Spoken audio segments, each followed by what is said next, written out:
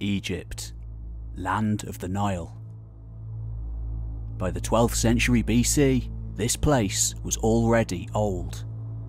Vast temple complexes and pyramids dominating the horizon.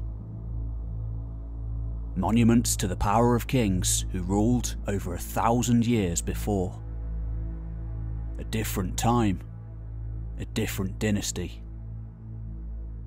In the intervening years since those colossal edifices had been hewn into the landscape, Egypt had seen societal turmoil, outside invasion, and dark age.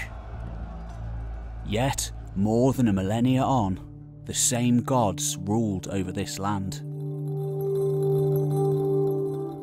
A more or less similar culture held sway. And now, Egypt was no longer going it alone. One piece of a vast interconnected trade system, the tendrils of which reached all the way to the southern shores of Britain in the far north, to the mountains of Afghanistan and beyond in the east.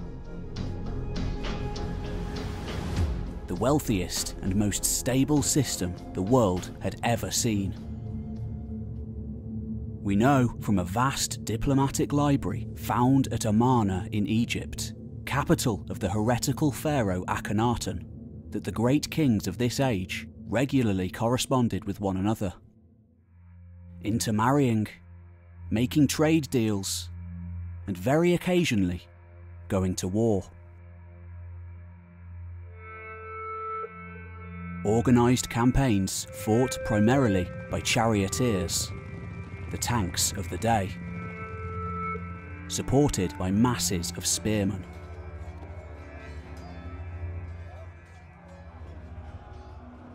Nearly 300 cuneiform letters written in Akkadian and Babylonian, the lingua franca of the day, being sent from one side of the world to the other for hundreds of years, from at least the 15th century BC, discovered at this one site alone.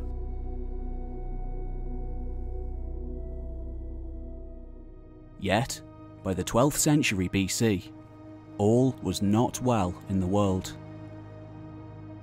After centuries of stability, unnerving reports had begun filtering in.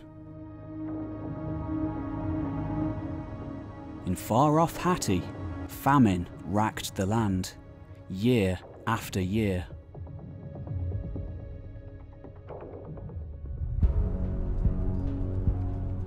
In mainland Greece, one by one, the great palatial complexes of the Mycenaean warrior kings were burned to the ground, arrowheads and ash permeating the archaeological record.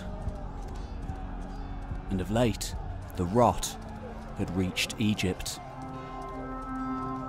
As much as he might try to deny it, the pharaoh Ramesses III and his state were part of this world system, no longer self-sufficient. Then, one day, around 1177 BC, black sails were sighted off the Egyptian shore. A fleet of sleek war vessels gliding into the fertile riverways at the mouth of the Nile. Irrigated field systems and wild marshes around them, glory and plunder on their minds.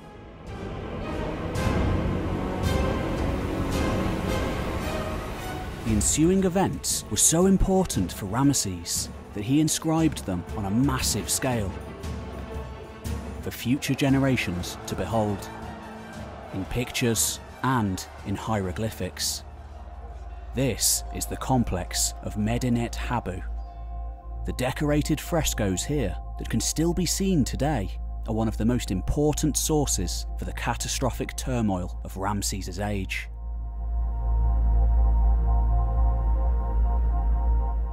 Speaking directly to his people, the pharaoh regaled his own deeds in defeating this new seaborne menace. Of course, pharaohs never lost. According to imperial propaganda, they just won closer and closer to home.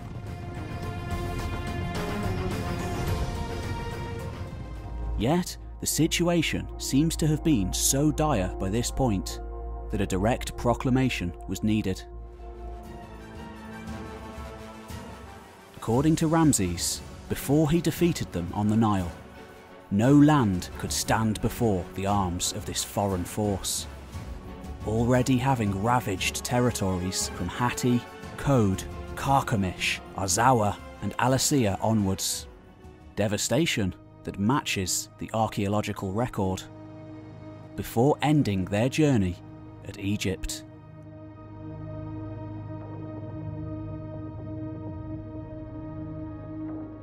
On the images at Medinet Habu, we can see these invaders face to face. Some wearing horned helmets, others Aegean-style kilts and feathered headdresses. They weren't uniformed, comprising of a variety of different-looking peoples.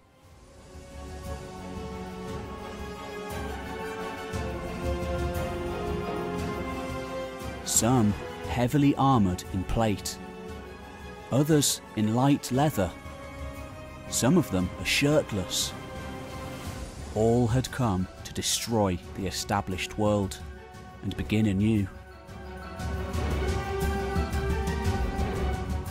Most importantly, their arms were long swords and javelins, not spearmen supporting chariots, as had been the way of war for centuries. The world was changing. These warriors were runners, chariot killers.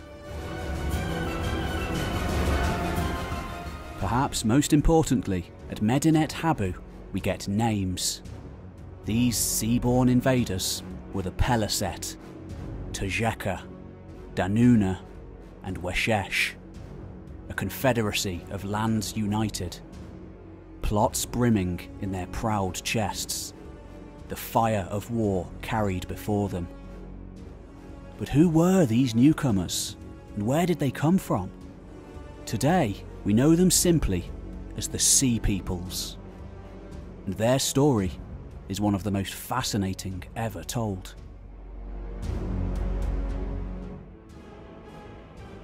And this wasn't the only group of so-called Sea Peoples, but the second of at least 2 large invasion attempts of Egypt.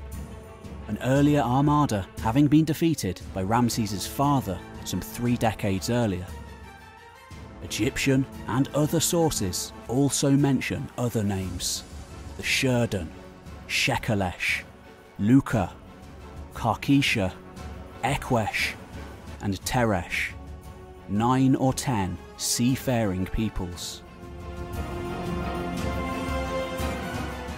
Wherever their names appear, death and destruction follows. Yet, the Egyptian sources are extremely Egyptian-centric. The attack on the Nile was in fact just one battle in a much larger saga, illuminated by its recording in the historical record. Just before history goes dark, almost completely, for hundreds of years.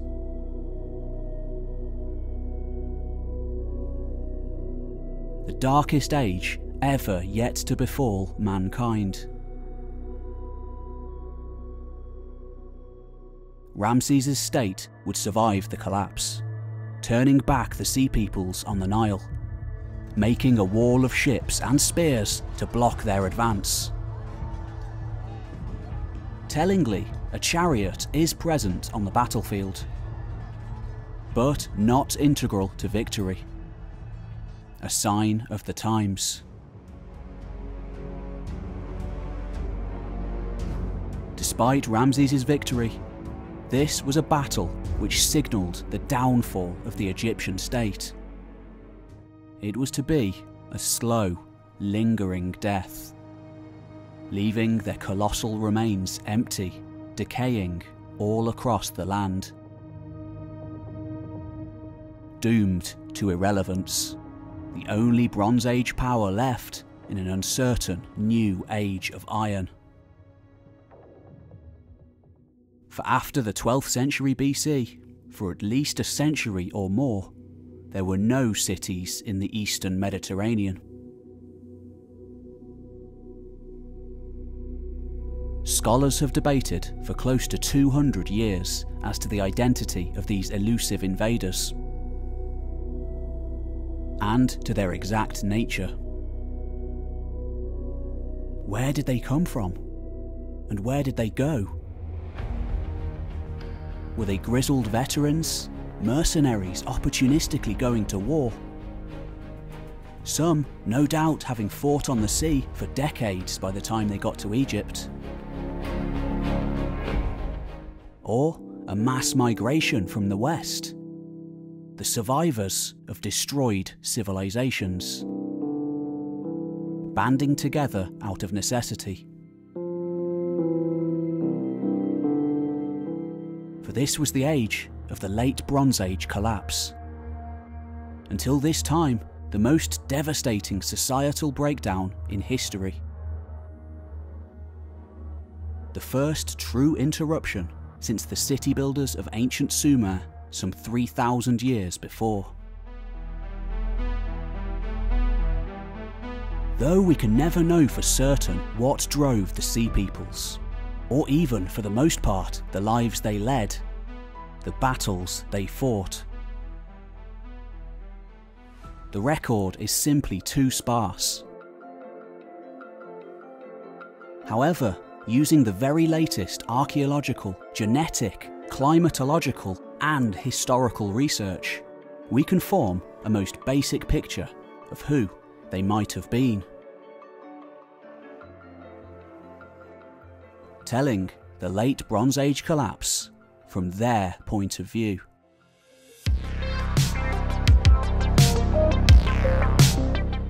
Hello, and welcome to History Time.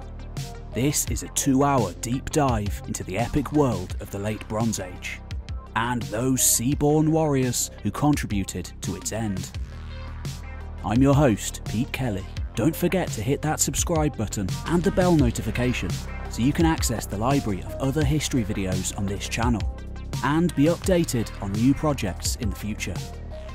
History Time is a one-man team, so don't forget to leave a like and a comment to feed YouTube's algorithm, making this gigantic project worthwhile, and others like it in the future possible. Shortly, we'll return to the end of the Bronze Age to investigate the origins and everything we know about each and every one of the Sea Peoples. But first, a quick word from our sponsor, Magellan TV. What was the secret to Egypt's survival during the Late Bronze Age? Giant Sphinx warriors?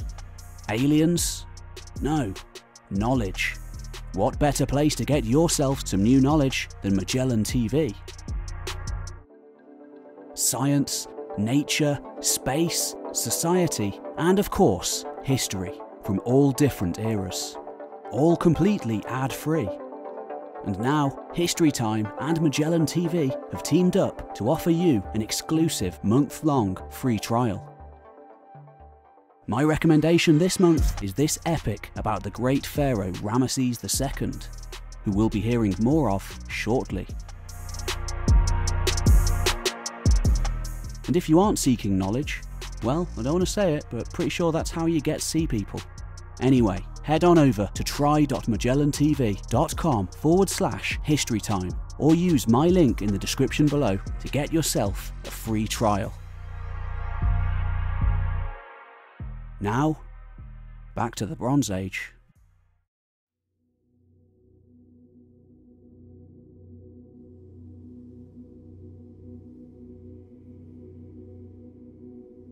Ugarit, modern-day Syria. Once, this was the Venice of the Bronze Age world. A powerful city-state, its kings rich and respected, trade links and diplomatic allegiances extending all across the known world. Then, a little over 3,000 years ago, all that came to an end.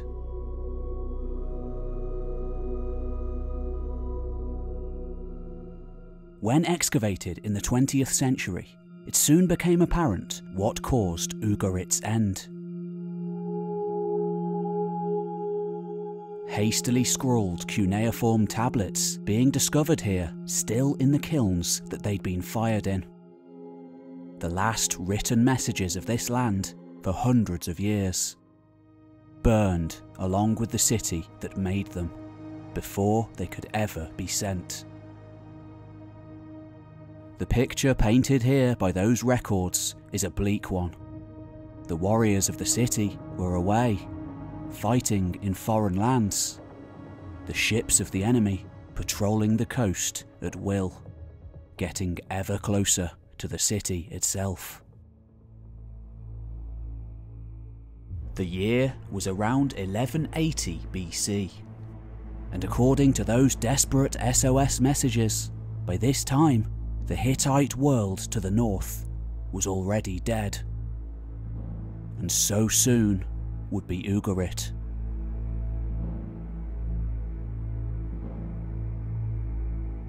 As we have already seen, the Egyptian sources talk of a great mustering at this time in the seas around Cyprus, then known as Alasea, a seaborne threat coming out of their many islands, presumably those of the eastern Mediterranean that they'd recently overwhelmed.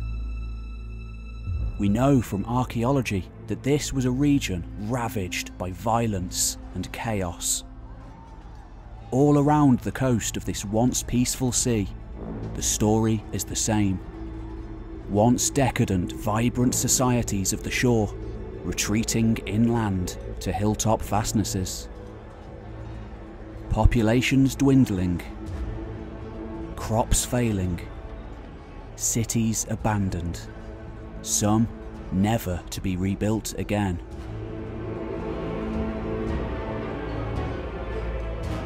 Further north and to the west in the Mycenaean world, great kings had once engaged economically all over the Mediterranean, their warriors seeking service as retainers in the armies of prosperous kings. But now their palaces burned, their cities destroyed.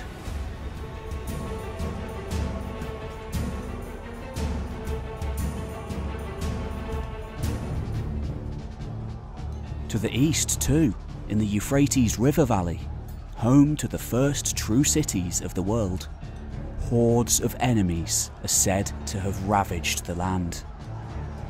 This was bad news. If Babylon fell, so too would fall the access to tin, one of the main components in the bronze used by kings to retain their power.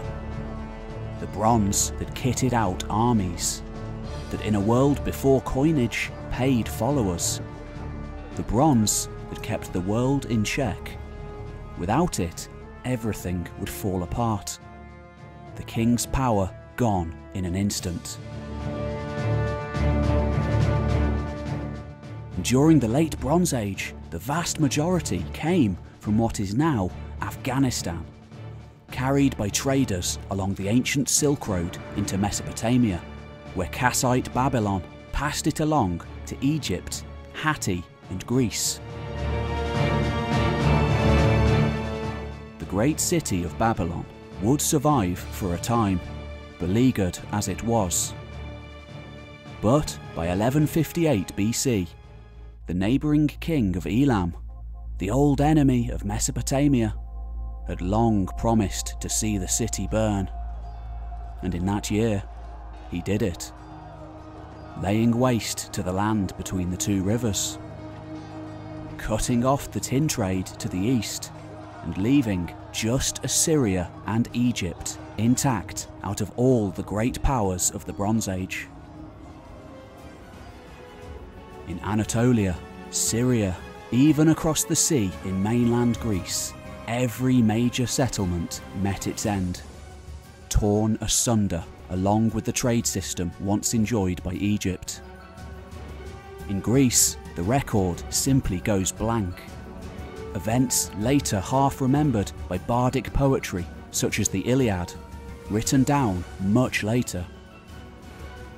Here, there would be no verifiable contact with the outside world for hundreds of years.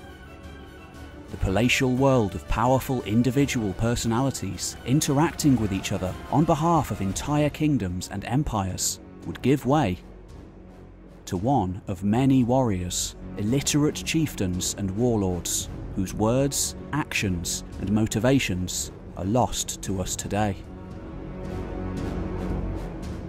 But what caused the collapse?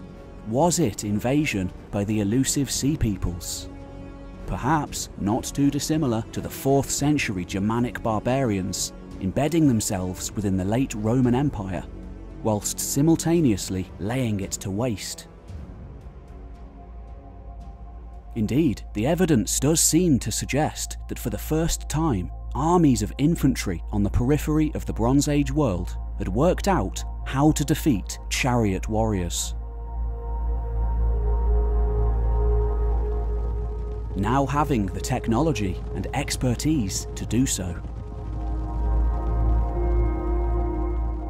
All of Egypt's great cities lay on the Nile. If they could break through there, they would have been able to take over the whole kingdom, or at least plunder its cities.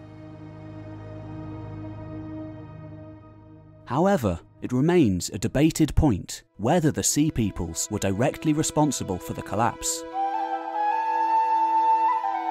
or whether they were a symptom of it, just as much victims as those they attacked perhaps. Drawn in from afar to take by force what once had been freely traded with them. Something else seems to have been going on to cause the invasions. In recent years, the idea of systems collapse has risen to the fore. During the late Bronze Age, the great powers weren't individual kingdoms, but a linked-up system. Topple one, and the rest can easily fall. So then, what was the catalyst? In the last few decades, recent developments in science have enabled researchers an entirely new way of looking at the past. And the picture they get in the 13th and 12th centuries BC is one of disaster on a massive scale.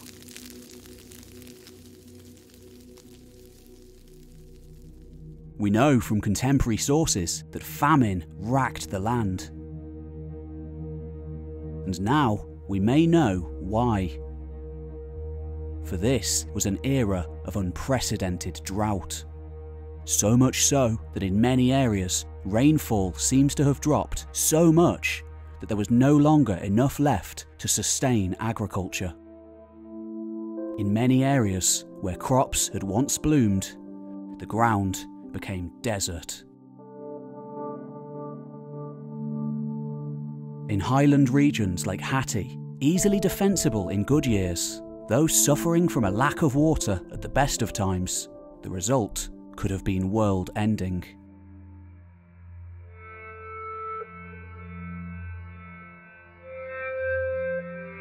And it may be that this environmental crisis was felt all over Europe and beyond, creating mass population movement. And then we have the earthquakes. According to seismology, the 12th century BC was awash with them. All over Greece, Anatolia, Syria and the Levant, but tellingly not in Egypt, where imperial administration survived intact. There's another argument too, one based on access to resources. Most states in the late Bronze Age had their own small copper mines, though it was often difficult to mine. There was one place, however, with an abundance, practically falling out of the ground, so much so that the place may have been named after it: Cyprus. The effects of Cyprus falling to the Sea Peoples could have been devastating. Though not as much as the loss of tin, the other metal needed for bronze. Tiny tin mines did exist in Italy, Spain, Anatolia, and a fair amount in far-off, inaccessible Britain, no doubt making their owners incomprehensibly rich. But mostly the trade came from Afghanistan, some 3,000 kilometers away. By the 12th century BC, however, a new metal was beginning to be utilised. A sign of a new age to come. Iron. First used around 3000 BC, but not in massive amounts. Iron is much more difficult to smelt than copper or bronze, needing heats of over 1500 degrees. The upside, however, was that this metal could be found everywhere, a great leveller, allowing new elites to form, and the result, the destabilisation of the entire world. So then, by 1200 BC, spurred on by crisis after crisis, a new order was arising. It may well be that starving people from countryside areas rose up to sweep in and burn their own cities to the ground, removing the upper stratums of society entirely,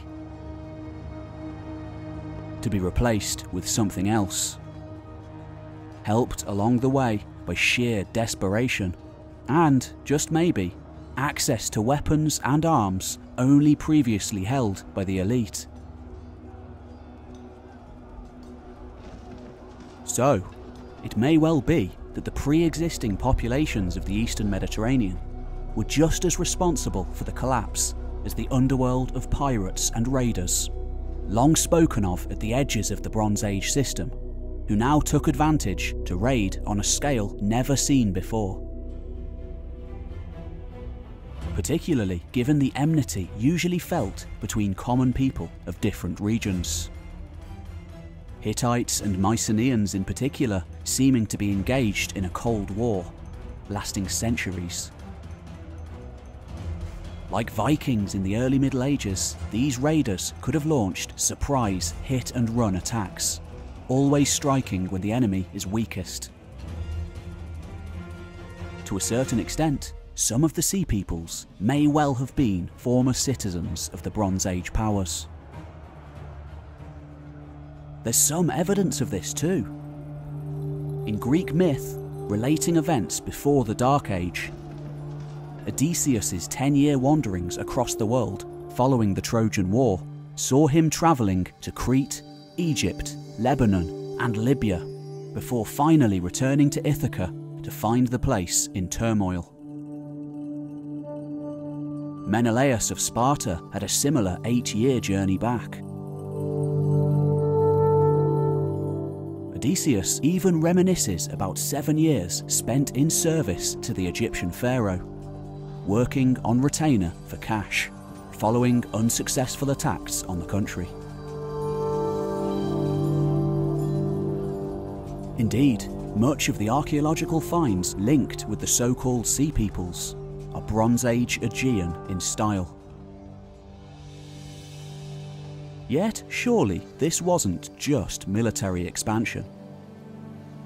There is evidence to suggest that population movement was happening on a massive scale.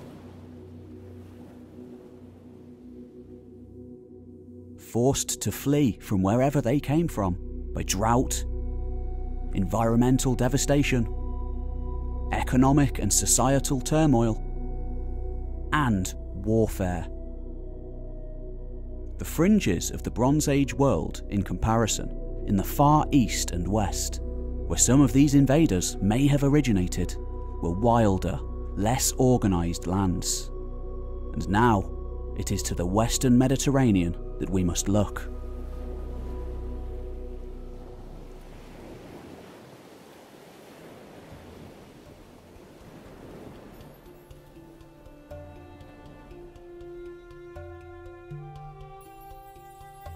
When Frenchman Jean-Francois Champollion began studying the ancient edifices of Egypt in the early 19th century, just brought into the ascendant French Empire under Napoleon, he couldn't have fathomed the immense antiquity displayed on those surfaces, hidden within long-forgotten tombs.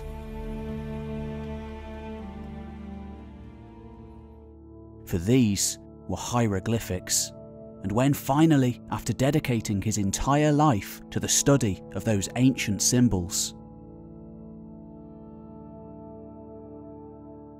their secrets were finally unlocked due to the Rosetta Stone, the long-held secrets of ancient Egypt could finally be read, offering an unprecedented window into an ancient world. In the ensuing decades, much was learned. Immense dynasties rising and falling one after another over thousands upon thousands of years. Archaeology undertaken by the great Flinders Petrie and the like. One by one, ancient cultures began to be filled in on the map, beginning to show a complicated patchwork of kingdoms and empires.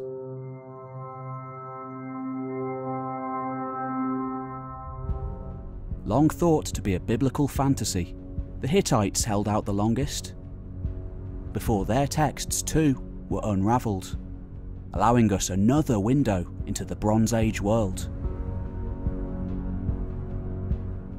Yet, one glaring mystery still remained, that of the nations who ended that world.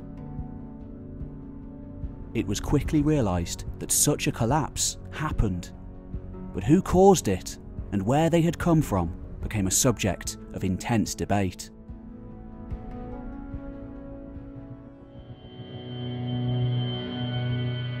In 1855, French Egyptologist Emmanuel de Rouge was the first to use the term peoples of the sea when describing the nations depicted at Medinet Habu.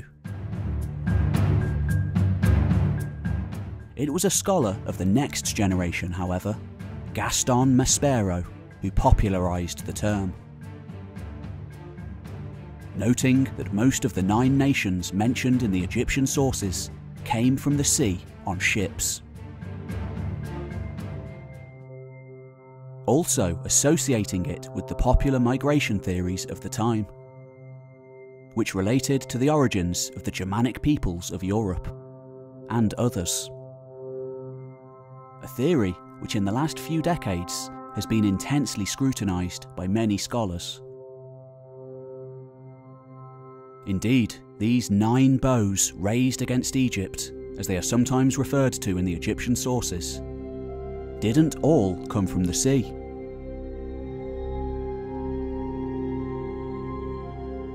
And certainly their actions weren't always there, cities being sacked far inland in Anatolia, Syria, Greece and Mesopotamia even. Babylon was destroyed by Elamites. We know Egypt was attacked across the western desert from Libya, probably from Nubia in the south, and certainly from the east across the Levantine shore. Greece and Anatolia weathered attacks from the north, from Phrygians, Thracians and perhaps Dorians, the later inheritors of the Mycenaean world.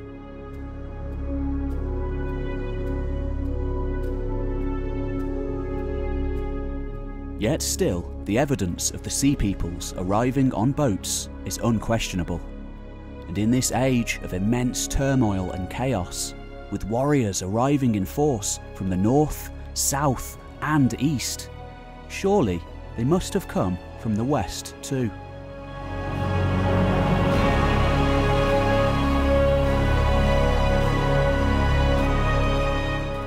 A peripheral world almost entirely unknown in the written records of the great Bronze Age powers. Yet, using archaeology, we can reach some understanding of the relationship between the Eastern Mediterranean and the West.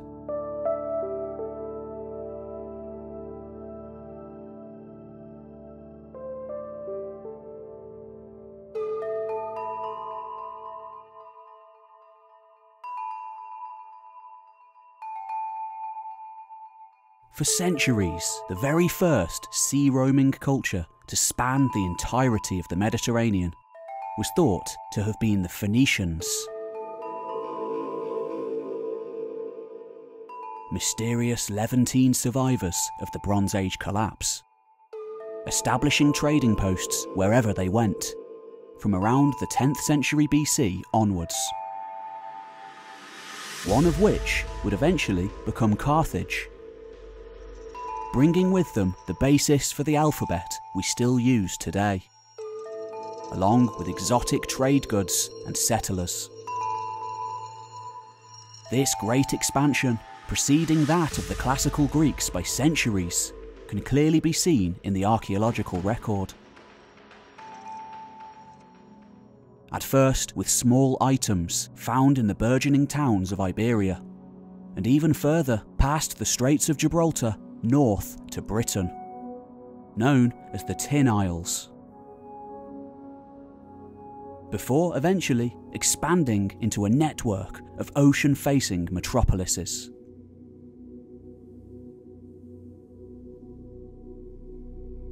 Ultimately, advances in rigging and shipbuilding technology were the secret innovations that spawned this expansion. However, in recent years, it's increasingly thought that these new types of ships, allowing for easier and longer journeys, actually developed earlier, towards the end of the Bronze Age.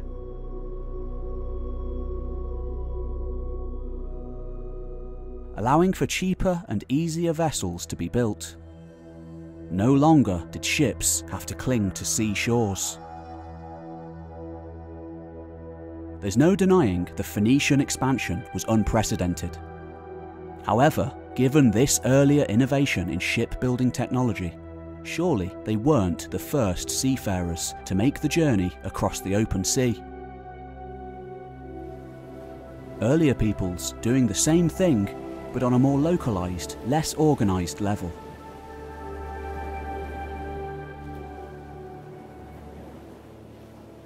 The Mediterranean is a relatively stable sea, not beset by as many storms as an open ocean like the Atlantic. In fact, sea travel is thought to have first begun during the Stone Age. Thousands of years before the Phoenicians.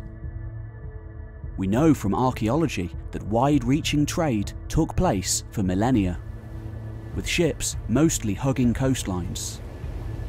But every now and again, longer journeys must have taken place. We have evidence of this beginning in the Chalcolithic era, with upwardly mobile coppersmiths of the Beaker people, ranging far and wide across the continent, to Ireland, Britain, and Scandinavia, spreading the art and magic of metallurgy wherever they went. In Spain, we have a massive Chalcolithic settlement, populated by many thousands of people. At the time, this was a world not far behind parts of the Eastern Mediterranean. And in this ancient age, particularly in the 2nd millennium BC, knowledge was power. Traders with access to the outside world could easily become chieftains and kings, able to reward loyal followers with exotic goods from far away. Those who held river routes and coastlines could exact tributes, and thus the wealth and luxury of the East slowly filtered in to the West, bringing it too into the interconnected system that had evolved over thousands of years. Faced with the luxuries coming in from the East, the outside world naturally wanted in.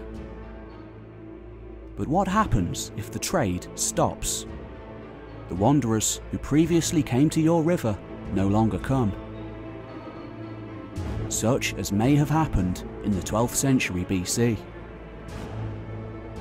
Surely some would go looking for the source.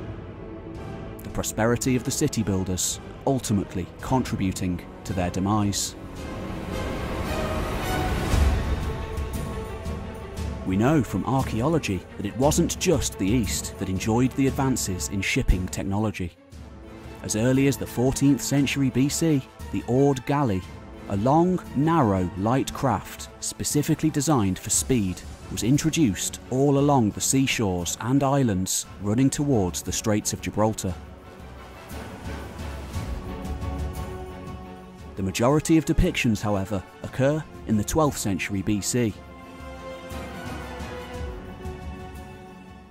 A little like a longship, these vessels, depicted with animal heads at Medinet Habu, were powered by oars as well as sail, allowing massive manoeuvrability. An advantage to these so-called barbarians of the outer world. Coming from far outside the palatial systems of the East, but on an individual level still possessing similar technology and a particularly martial culture. Maybe it was these people from the West, perhaps refugees from the far side of the Mediterranean, who moved in to invade neighbouring islands, combining with pre-existing disasters to create a domino effect to bring the Bronze Age to an end. Usually disunited, anarchic, with a nearly non-existent command structure, leaders from the West could usually command little more than a few hundred, or at best, 1,000 men. But if something could unite them into a coalition, it would be devastating. The Bronze Age world was completely unsuited to defend against seaborne attack. This was a world of ordered battles, led by individual kings on chariots, meeting at pre-appointed locations. Not raiders appearing from nowhere to pillage and steal.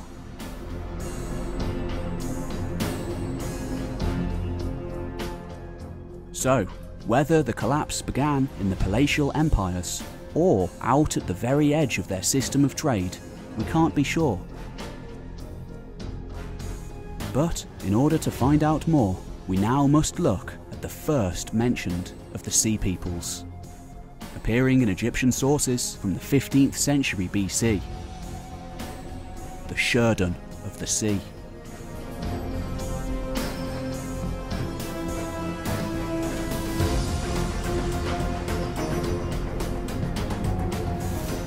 In 1274 BC, an epic battle was waged out on the plains of what is now Syria. 4 massive contingents of chariots, each kitted out with a driver and a bow-wielding warrior, raced north from Egypt to meet the army of the Hittite king, also riding swift chariots to war. The first battle in history to have recorded battle tactics. The ensuing engagement, fought at Kadesh, is the very embodiment of the late Bronze Age.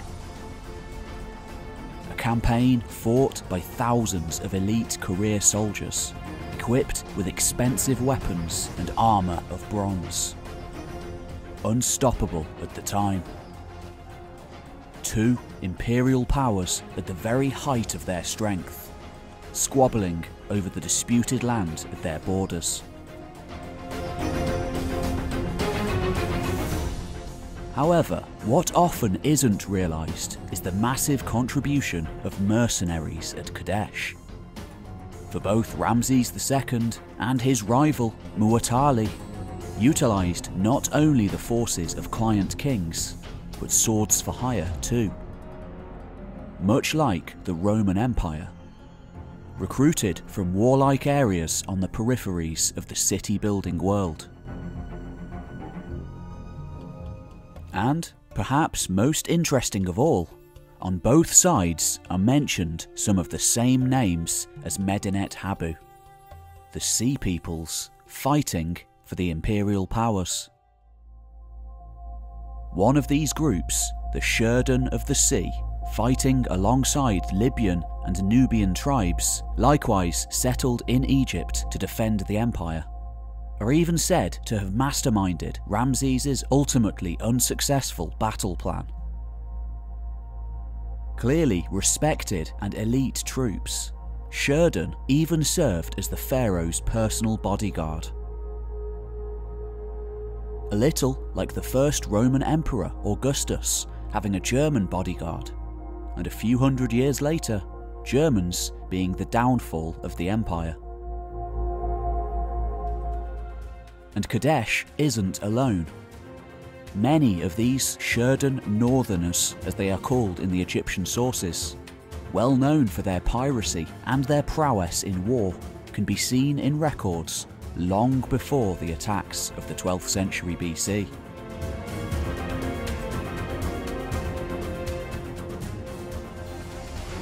In the Amarna letters 200 years before, SHERDEN of the sea are specifically mentioned as swords for hire, working on behalf of a client king, Rib-Had, as part of an Egyptian garrison at Byblos. They appear again during the second year of Ramses II's reign, launching an unsuccessful attack on the Nile that he recorded for posterity at Tanis Stele II.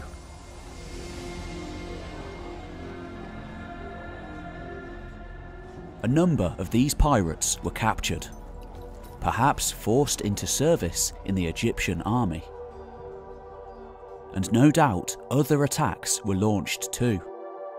The situation can easily be interpreted as one of bold attacks from the sea, on a wider scale than ever seen before. Like Vikings during the early Middle Ages, small bands at first of just a handful of ships, eventually spiralling into much more. Their prey, the lucrative economic system of the city builders. On a good year, when the great powers were strong, attacks could easily be repulsed. During darker times, not so much. Of course, the military prowess of the newcomers was quickly recognised, and when offered access to the riches of the East, no doubt many flocked to sign up in service to Egypt, to Ramses II and his successors. Notably, whilst some SHERDEN fought in the coalition against Egypt during the reign of Meneptah, others remained loyal, fighting fiercely for the king. There is even ample evidence of SHERDEN being settled in Egypt, with land and goods specifically allocated to them. Like Germanic soldiers in Rome, they often had elite status in Egyptian society, and within the army. According to the papyrus Amion, they were even allocated land directly adjacent to the temple at Karnak, an especially important place. And later still, during the 20th dynasty, under Ramses XI, long after the collapse, SHERDEN mercenaries were still being utilised in Egyptian armies, spoken of in administrative documents. A relationship that had lasted more than 300 years. But who were the SHERDEN? Like all of the Sea Peoples, there is much speculation, not much fact. And today, we have at least 4 main hypotheses: Western Anatolia, the Semitic East, the Ionian coast, and the Western Mediterranean. One of these, however, favoured by scholars such as Giovanni Ugas, does have some archaeology to go on.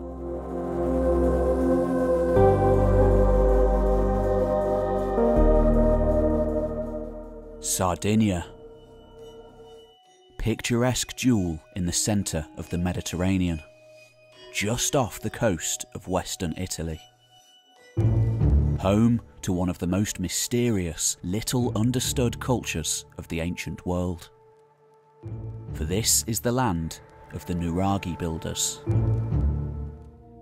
Colossal towers and sprawling complexes that still dominate the landscape today.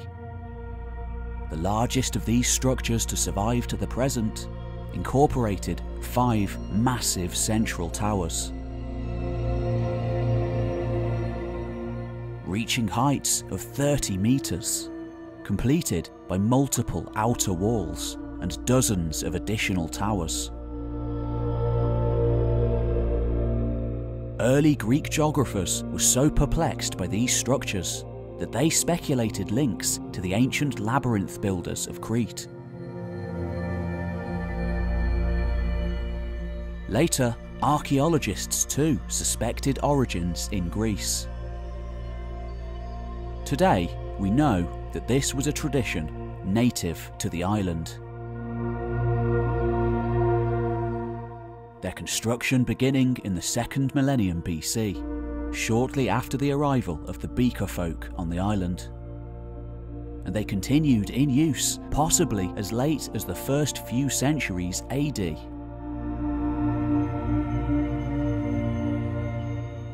Often located on the summits of hills, their purpose has long been debated by scholars. Be they religious centres, meeting places, or grain silos. Today, a general consensus is that these were defensible home sites, built for protection as much as to stamp a mark of ownership on the landscape.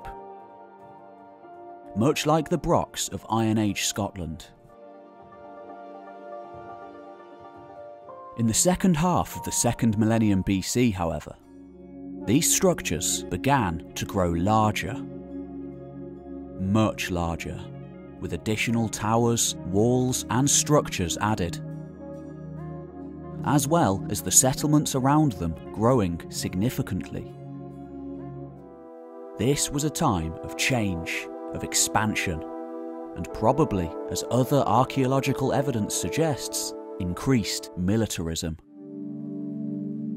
Upon the neighbouring island of Corsica, statued menhirs depict torre builders, near identical with the Nuraghi builders of neighbouring Sardinia, suggesting at least a cultural expansion, if not demographic.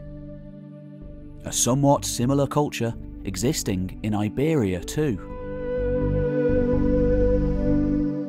And Sardinia was a land rich in metal, of copper and lead, seeing the mass construction of furnaces to produce and ship alloys all across the Mediterranean. Placed roughly in the middle of the sea, with access to east and west, Sardinia, though mostly missing from the written record, must have been an important and rich land.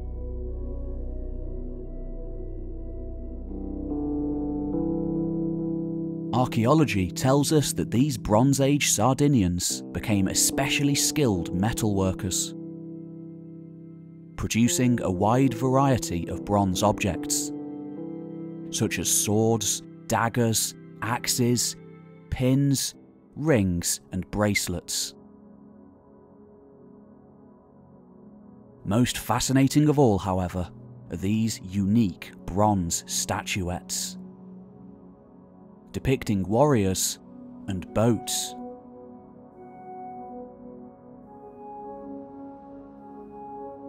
Suggesting a close relationship with the sea. Perhaps representing a native warrior aristocracy. These statuettes, with horned helmets and round studded shields, bear more than a striking resemblance to those depicted in the Egyptian sources.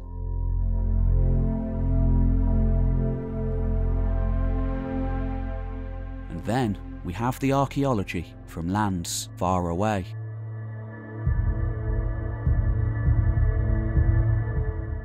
Tin, one of the main ingredients for making bronze, is an especially scarce resource.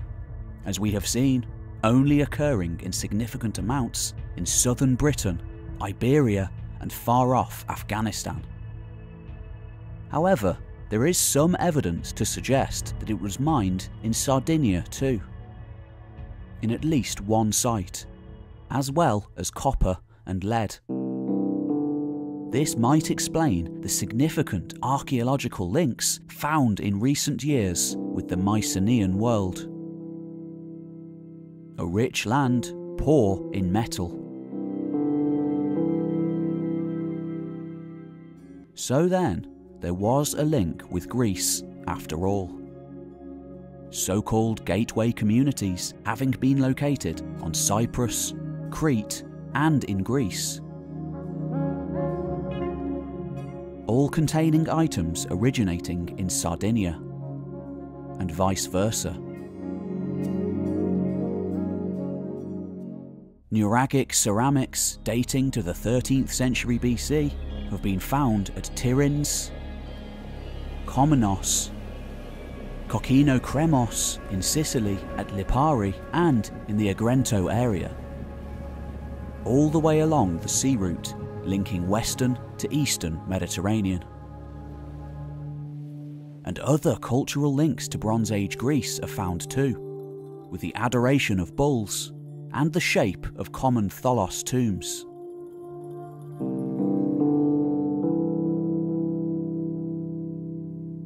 Cyprus-type copper ingots have been found in Sardinia too, as well as Nuragic ceramics in the Aegean, Cyprus, in significant amounts in Spain, and at sites on the Italian mainland. And it wasn't just the Mediterranean that Sardinia's links extended to.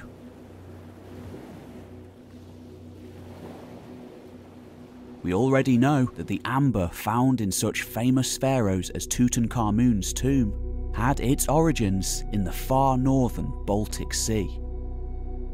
And in 2013, a study of 71 Swedish items from the Nordic Bronze Age revealed that the vast majority of the copper utilised came from Sardinia and the Iberian Peninsula.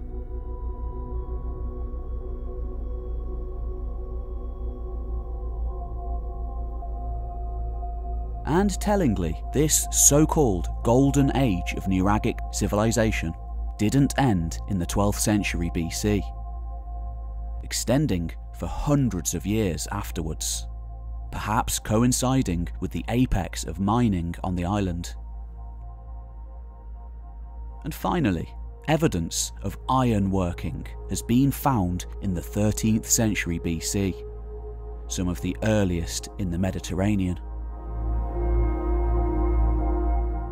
Interestingly, Sardinian culture would change significantly during this time, with the construction of nuraghes halting for a time, many being abandoned entirely or at least partially dismantled.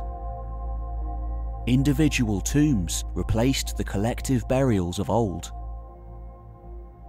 And unlike in the eastern Mediterranean, where there is evidence of a decrease in population, there is evidence here of growth, and a continuation of this culture for many hundreds of years to come.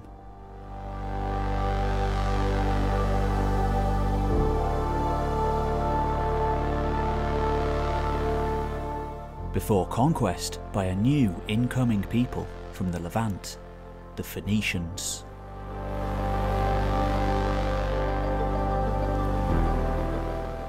In 1974, archaeologists stumbled upon a number of broken pieces of stone littering an ancient hilltop. Painstakingly pieced back together, these 2.5 meters tall statued menhirs, looking very similar to the bronze statuettes, possibly representing ancient Sardinia's warrior aristocracy, are known today as the Giants of Monte Prama.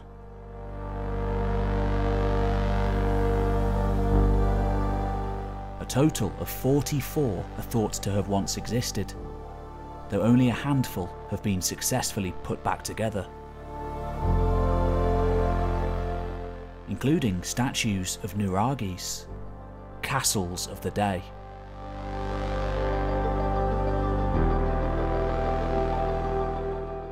discovered on the sea-facing Sinis Peninsula on the west of the island, where we know from pottery that Mycenaean Greeks and possibly Philistines had already long established a presence by the 12th century BC.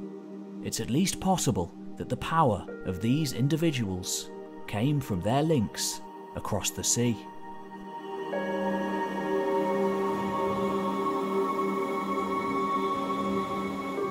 So then, it's not too much of a stretch to imagine an upwardly mobile warrior aristocracy ruling here, dispatching raids to Egypt. Another hypothesis is that sea peoples actually migrated here around the 13th or 12th centuries, after their failed invasion of Egypt.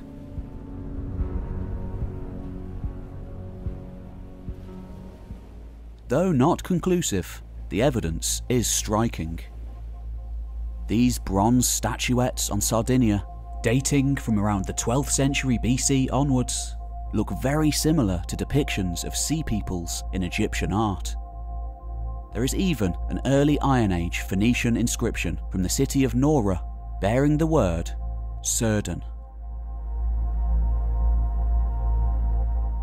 Very similar statues with horned helmets appear on Cyprus too, the place named as the starting point for the Great Mustering against Egypt in the 12th century BC.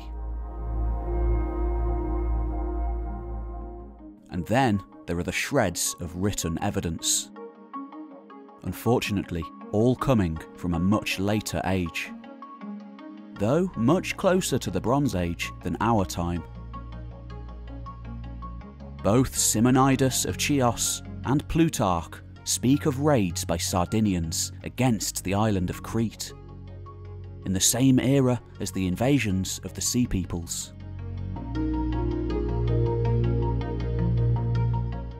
Though the evidence is far from conclusive, the site of El Awat in Israel has even been suggested as an attempt at a nuraghi building by Sardinians, settled in Canaan as Pharaonic mercenaries. Finally, and maybe one of the most important pieces of evidence of all, is the roll of anchors found along the Sardinian shore. The only remains left of ancient sea vessels. For historian Pierluigi Montalbano, these nuragic anchors suggest the existence of highly efficient ships, reaching lengths of up to 15 metres, thus explaining the widespread links of Sardinia with the outer world. So then, Sardinia may well have been the homeland of the SHERDEN. But of the western seaways, surely it wasn't only Sardinia that spawned sea people.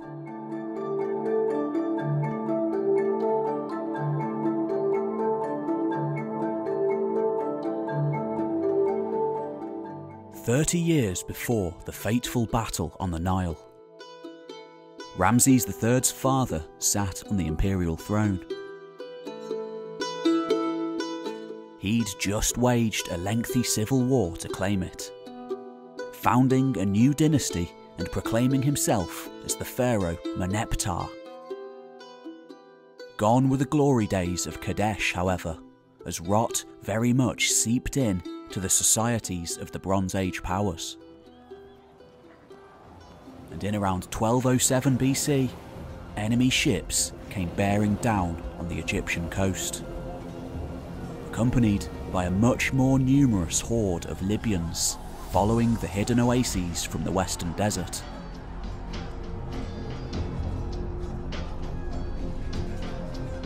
Originating in the neighbouring region of Cyrenaica, a relatively fertile land, the warlike EKWESH engaged themselves in a near perpetual state of battle with Egypt during the 19th and 20th dynasties. Generation after generation, their warriors would head east to try their luck. No doubt enjoying some success, though left unrecorded by Egypt. Eventually, by the 10th century, the WESHESH would succeed in their conquest, putting one of their own, Osorkon the Elder, on the pharaonic throne. In 1207 BC, however, the ruler who waged war was Mariu the Despicable, and this time he came with allies.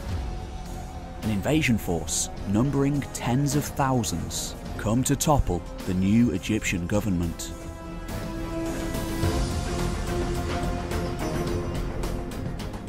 According to Meneptar's own inscriptions, these were the people of the island of Kos, the LUKKA, SHERDEN, Tersenoi, EKWESH and SHEKELESH.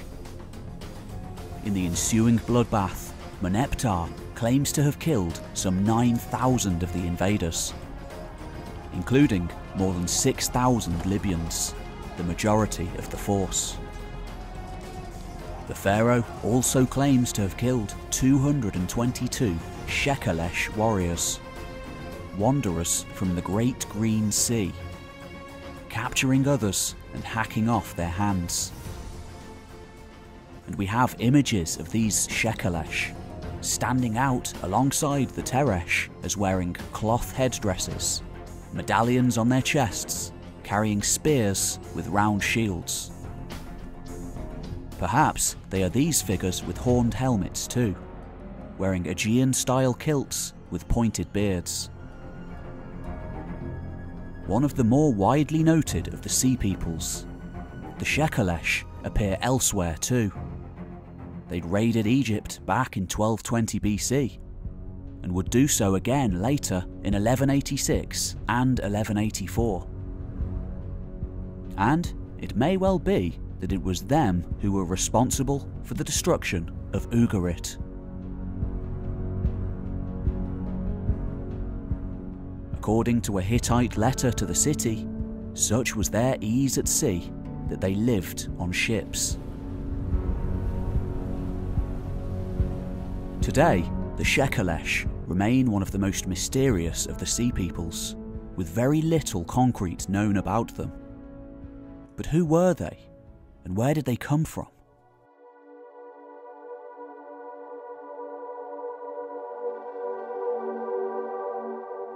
In 1984, just off the coast of Western Anatolia, one of the most significant Bronze Age finds ever made was discovered. Excavated between 1984 and 1994, this is the Ulabaran shipwreck, a 50-foot trading vessel, carrying a vast amount of exotic trade goods on board. Cargo from almost every nation in the Bronze Age world, and many from further afield. Aside elephant tusk and hippopotamus ivory, enough bronze ingots were found here to fully equip and arm an entire army of 300 men, armour and all. Or thousands of swords.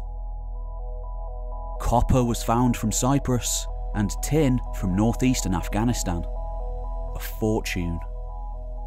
Alongside a wealth of other items from Canaan, Mycenae, Cyprus, Egypt, Nubia, the Baltic, the Northern Balkans, Babylonia, Assyria, and possibly the island of Sicily, as well as evidence for a multinational crew. Of course, diversity, and thus the ability to converse in many tongues, would have increased the crew's chances at survival and success. In truth, we simply don't know whether this was an independent trading vessel. Though it seems likely that due to the extreme wealth on board, that this was a royally sanctioned mission. Though where they originated and where they were going is anyone's guess. It's probable that such a loss of wealth significantly impacted the economy of whoever lost it. Given the personal items found, it's been surmised that as many as 4 Cypriots or Canaanites may have been on board. Perhaps middlemen working on behalf of whoever the vessel belonged to. Alongside 2 fully kitted out Mycenaean warriors. Bodyguards, perhaps, hired to protect the cargo. Some of the most interesting finds on board, however, are an Italian-style sword and mace. Perhaps evidence of at least one armed individual from outside the eastern Mediterranean, serving on board a trading vessel. Just maybe from the island of Sicily.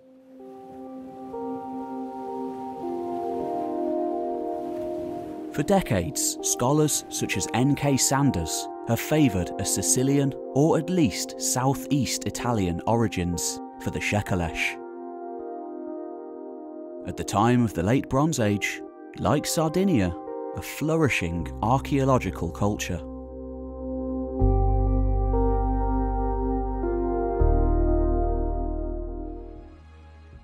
We know that in mainland Italy, this was a time of great upheaval and population displacement, as the highly martial Central European culture known as the Urnfield moved ever southwards down the peninsula, leaving rich archaeological finds in their wake. Predecessors to the Etruscans, Celts and Romans, this was population movement, or at least cultural expansion, which surely had a knock-on effect on the earlier cultures of the peninsula.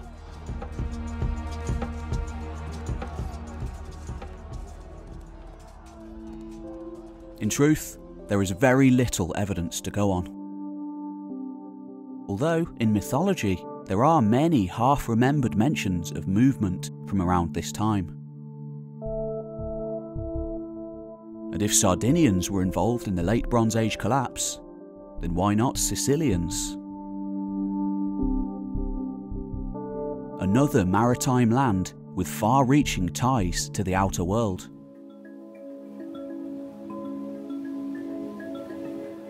During the 12th and 13th centuries BC, Sicily was far from a cut-off place.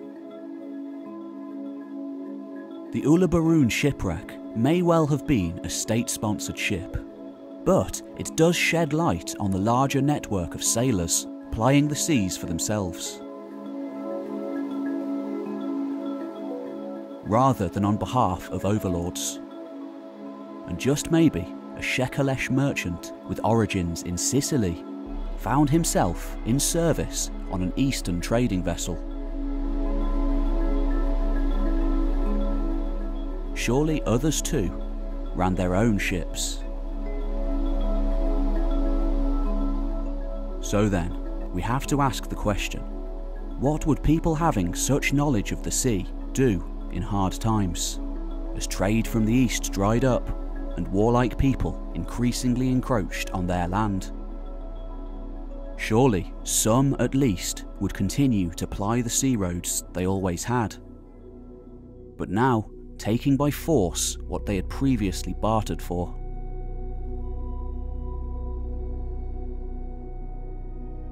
But it isn't just to the west that we must look, for much closer to Egypt, similarly warlike people existed too.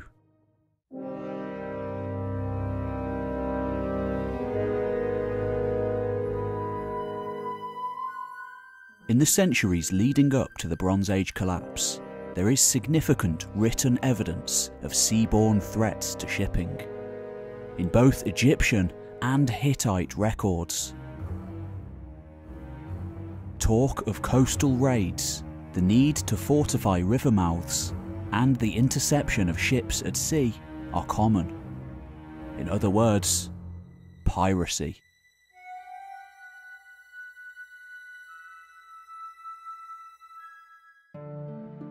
It's mentioned all the time in the works of Homer too, recalling a culture of seaborne raiding during this same era. But By around 1180 BC, the situation had changed.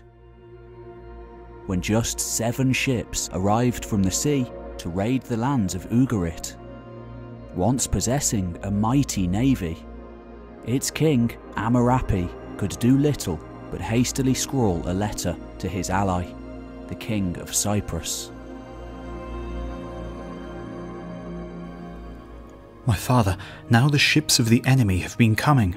They have been setting fire to my cities and have done harm to the land. Doesn't my father know that all of my infantry and chariotry is stationed in Hatti, and that all my ships are stationed in the land of LUKKA?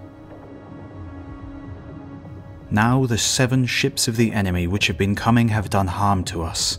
Now if other ships of the enemy turn up, send me a report somehow, so that I will know.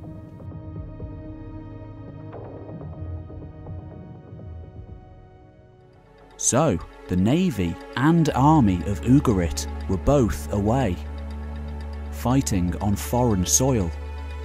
But why? And who are the LUKKA? Of course, the LUKKA are another of the sea peoples, mentioned in the Egyptian sources. And this shred of evidence from Ugarit could be construed as an attempt to defend the passage from the Aegean to Anatolia's southern coast and the Levant beyond. A last stand against the sea peoples. No depictions exist of the LUKKA, but they show up in the written record in abundance. In 1274 BC, they were at Kadesh, fighting not alongside the SHERDEN and Egypt, but in the armies of the Hittite king, alongside 18 other vassal states. In 1210 BC, they raided Egypt, and in 1207 took part in the massive invasion during Meneptar's reign, who claimed to have killed 200 of them. Most interesting of all, however, is that we know almost certainly where LUKKA was. Today, it's called Lycia. An enigmatic land of dry hilltops and ancient tombs hewn into cliff faces. In the far west of modern-day Turkey. Ruined cities and monoliths here litter the dusty ground. But for the most part, these were built long after the collapse. Remnants of a later classical world. For the ancient Bronze Age Lycians, ancestors of those later city builders, in truth, we know very little. There are no named LUKKA kings in Hittite records, which do name many rulers of neighbouring lands, suggesting LUKKA to be a realm of petty chieftains, for the most part lacking political authority. The Lycians left no written records of themselves at all from this period, suggesting that they were probably illiterate. Much like most of the Greek world, only court scribes having the ability to write. This was very much on the fringe of the civilized world. After the collapse of the Hittite Empire, Lycia emerged as a so-called Neo-Hittite kingdom. Though Indo-European in origin like the Hittites, their culture was far from Hittite, and they are thought to have spoken a form of Luwian, the same language spoken by a variety of Hittite vassals in Anatolia. Frequently mentioned by Homer as an ally of Troy, another probable Hittite vassal, often argued to have spoken Luwian. Their contingent to the Trojan War being led by the warriors Sarpedon and Glaucus, a son of Zeus and a son of Hippocoulus, respectively. Lycians also appear elsewhere in Greek myth, such as in the story of Bellerophon, who eventually succeeded to the throne of the Lycian king. Long considered pirates by the great powers of the time, fleets of LUKKA often launched seaborne raids on the Mycenaean world, as well as their own Hittite overlords.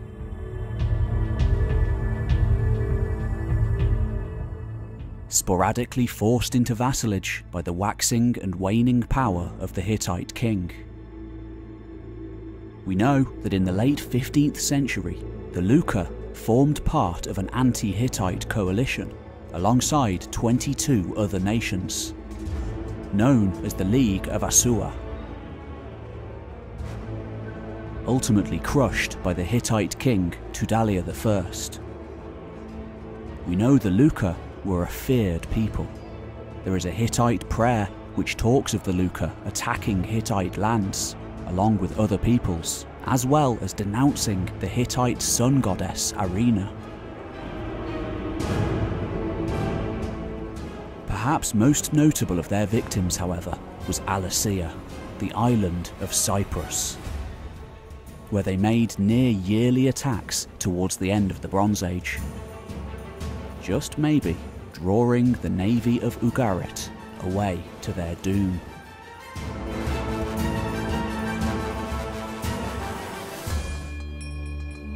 Earlier too, their piratical raids were feared. The Amarna letters included a plea from the king of Alasea against the LUKKA, to which the pharaoh Akhenaten assures Alasea that he is not siding with the LUKKA. A 14th century Hittite text talks of a petty king in western Anatolia named Madawata, ruling over an unknown nation,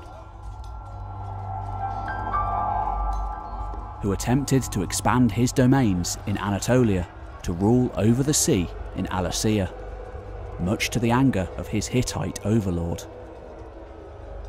This would suggest that Madawata had ships at his disposal. It's possible these, in part or in whole, included LUKKA, either hailing from or at least staging their piratical raids from Lycia. For the most part, the Egyptian records describe the LUKKA as allies of the Hittites.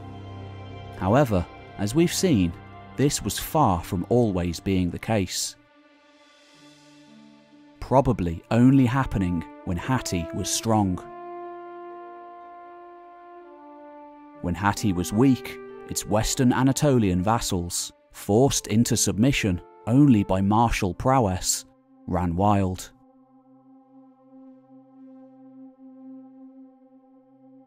In archaeology, depictions of hedgehog-helmed warriors, also depicted in Egyptian sources, found around this region, are the earliest examples of such a type of outfit,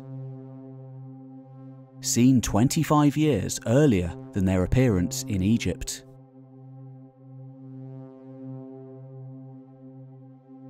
So, there's a good argument that in the 12th century BC, spurred on either by catastrophe, simple opportunity, or a combination of both, these warriors spread out from southwestern Anatolia and the Dodecanese, westward to the Aegean, and then finally south and eastward to Cyprus and the Levant.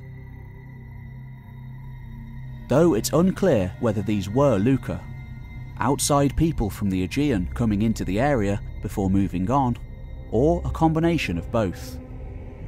Political events at the time definitely made the situation viable for pirates. Now, we must take a closer look at the collapse of the Hittites, the empire that defeated Ramses at Kadesh. When a superpower dies, it rarely goes down quietly.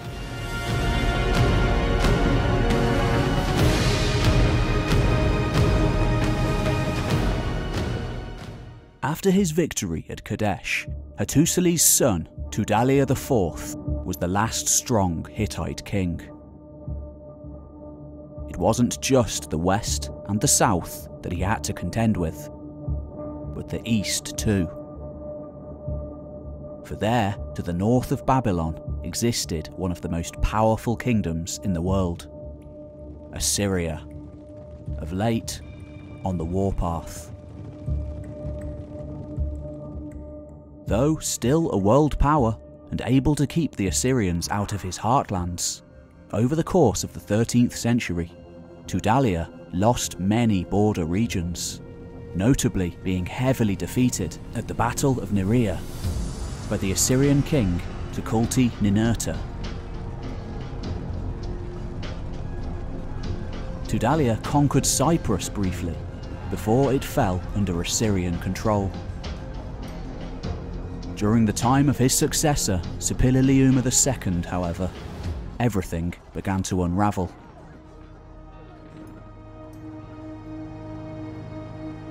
Though he reclaimed Cyprus in a naval battle against Alasea, the Assyrians, under Ashur-resh-ishi, annexed much Hittite territory in Asia Minor and Syria, driving out and defeating the Babylonian king in the process, who also had eyes on Hittite lands. The picture we get is a confused one of war after war and increasingly societal breakdown, famine, disaster. A situation ripe for outside invasion. As we have already seen, the highland Hittite Empire was particularly susceptible to drought, surrounded on all sides by enemies. Its location was great in good times, terrible in bad ones. Now vulnerable to attack from all directions, faced by a combined onslaught of new invaders from the north, traditionally named as the Kaskas, Phrygians and Burges. Around 1180 BC, the capital city of Hattusha was burned to the ground. Every other city in the empire would soon follow, the kingdom vanishing from the historical record. Now we turn to the most elusive of all sea peoples, the CARCISA. All we have is a name. A name mentioned as attacking Egypt in 1207 BC, but also as a Hittite vassal at Kadesh, fighting alongside 18 other loyal nations.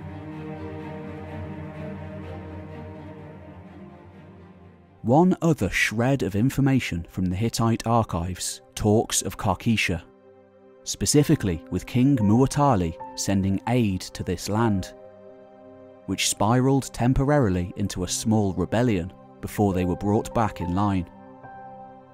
The image we get, like the LUKKA, is one of a client state, loyal only when it suited them to be. Most often, CARCISA is equated with Caria, a neighbouring land to LUKKA on the southwestern tip of Anatolia. However, there is another argument too, that at least some of the sea peoples could well have been Hittites themselves, remnants of a destroyed world, kingdomless, desperate, in search of a new home.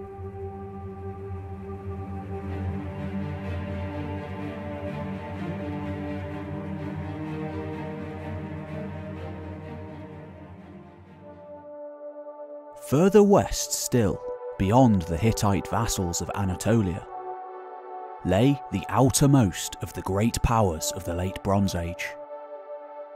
This is Mycenaean Greece, home to a palatial culture of chariot-riding warrior lords, served by literate scribes and loyal retainers. Hilltop citadels overlooking a mass of peasantry in the plains below. This was a rich world of colossal masonry, hard-fought battles and sea-spanning commerce. gradually revealed over the last 200 years through archaeology and literary analysis of the epic poetry written about it in future generations. For the Late Bronze Age is the era of the Trojan War, long suspected to be a half-remembered recollection of real events.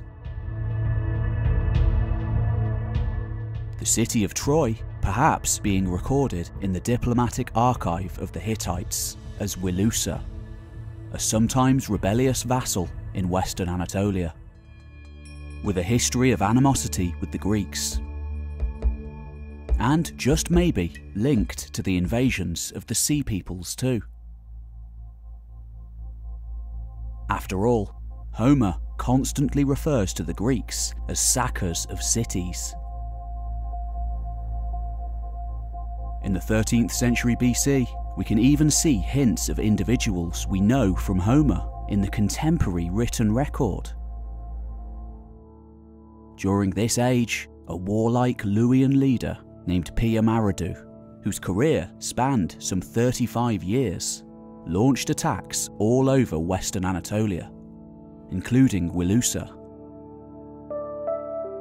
And he is sometimes associated with King Priam of Troy. Similarly, a certain prince of Wilusa named Alexander is also found in Hittite sources, just maybe contributing to the story of Paris of Troy, called Alexander in the Greek sources. So, if Troy was a vassal of the Hittites, it could explain the vast coalition raised by King Priam in the Iliad, drawing from lands all over the Hittite Empire, and similarly the need for all the various Greek powers to combine their forces together.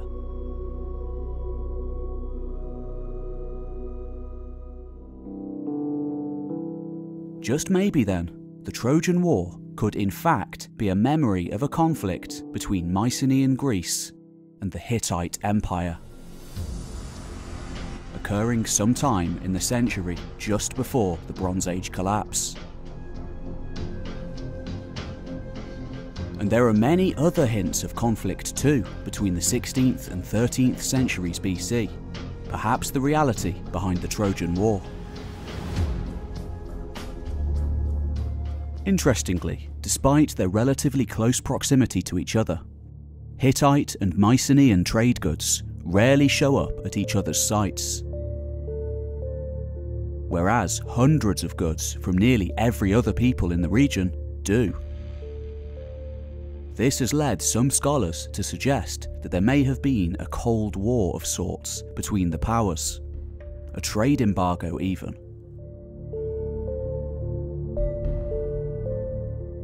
We know of a treaty between the King of Amaru and King Tudalia which put a stop to Mycenaean goods reaching Assyria by sea.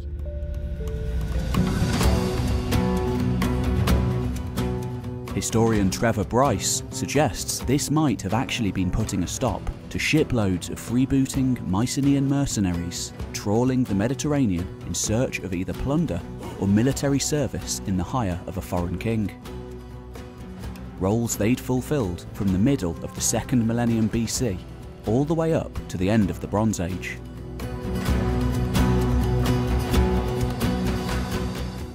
Unfortunately, Mycenaean writing is few and far between, usually amounting to little more than lists and figures, mere scraps of information, not stories and chronicles. The Hittites, however, have much more to say, very much writing in the same style as the Mesopotamian world, regaling the stories and deeds of its kings, and most importantly for us, those on its borders.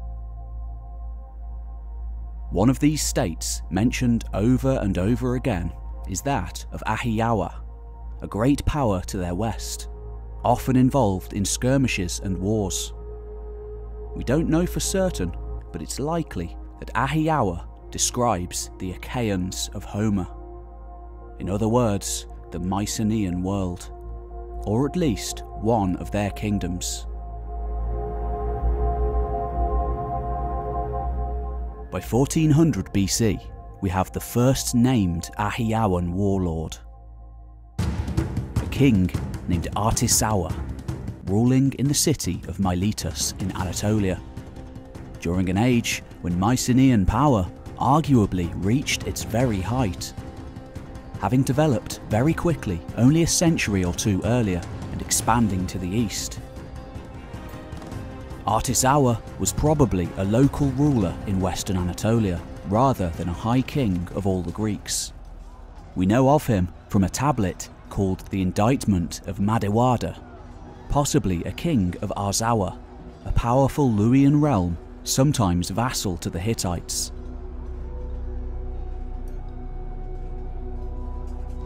In the text, Madewada arrives at the court of the Hittite king, Tudilada II, seeking refuge, forced out of his lands by the expansionist Artisawa, driving 100 war chariots before him.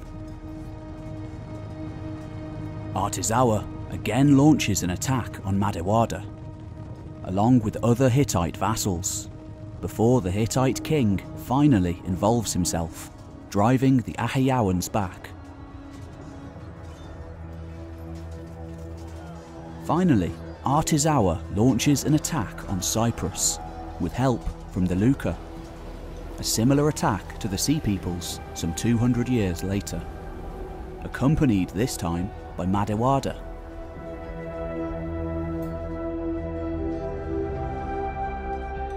Interestingly, we can also see evidence of this expansion in the archaeological record. It was around this time that the once mighty city of Knossos on Crete was put to the torch. The formerly all-powerful Minoan world incorporated finally into that of mainland Greece. It had probably always been the case that whilst some Mycenaeans traded, being called great kings and regarded as equals by the other powers, others, impossible to control, went raiding. It's possible the Hittite king could be at war with one Achaean power and at peace with another. Just as the frescoes of the Mycenaean citadels suggest war was waged upon their neighbours much more than anyone else.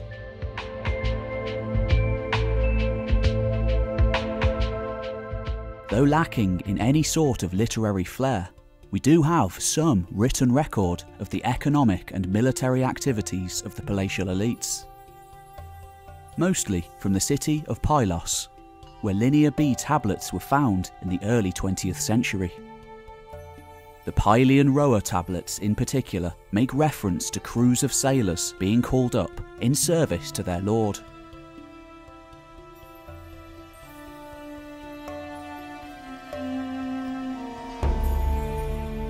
In myth, we have story after story of Greeks raiding around the known world.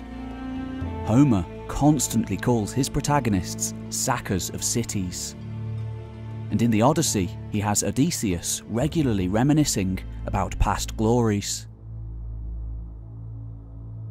For before the sons of Achaeans set foot on the land of Troy, I had 9 times led warriors and swift-faring ships against foreign folk, and great spoil had ever fallen into my hands. Of this I would choose what pleased my mind, and much I afterwards obtained by lot.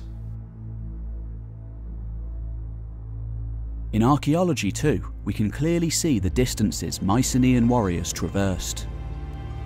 Depictions of them clearly visible in Egypt for centuries prior to the collapse, where they are thought to have served as mercenaries.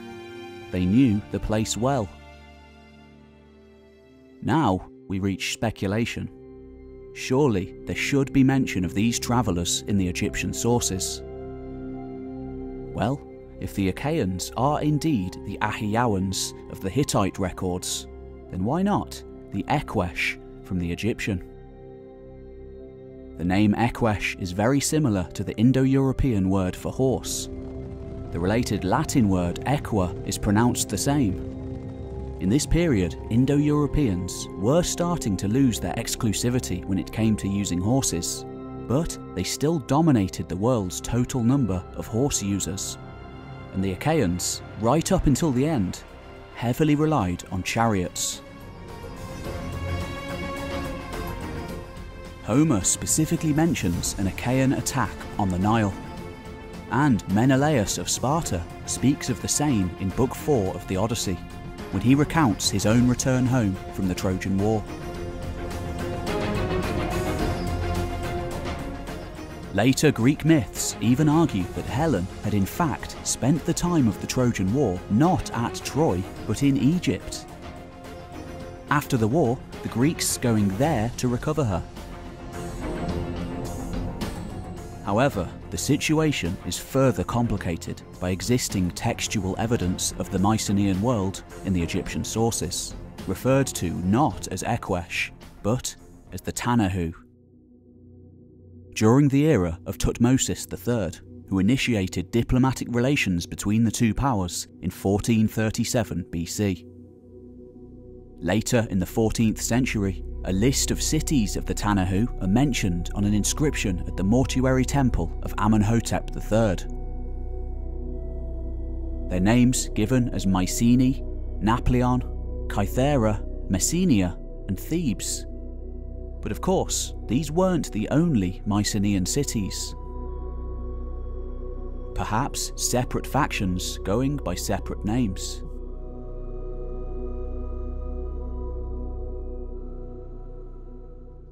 Then we have the boar tusk helmets and Aegean-style kilts, armour often associated with both Sea Peoples and Mycenaean Greece.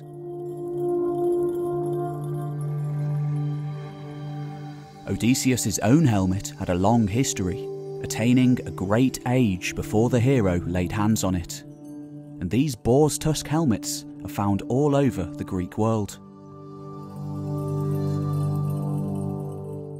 Looking very similar to some of the arms and armour of the Sea People. The most famous of these probably being the early example found in the 15th century BC warrior burial at Knossos. They are also seen on a papyrus from Amarna, with two figures in boar's tusk helmets running towards a fallen Egyptian soldier. This famous battle fresco from the Palace of Nestor at Pylos, a sculpted ivory head at Mycenae, and an Aegean-style warrior on a bowl from Bogsakoi in the Hittite Empire from around 1400 BC.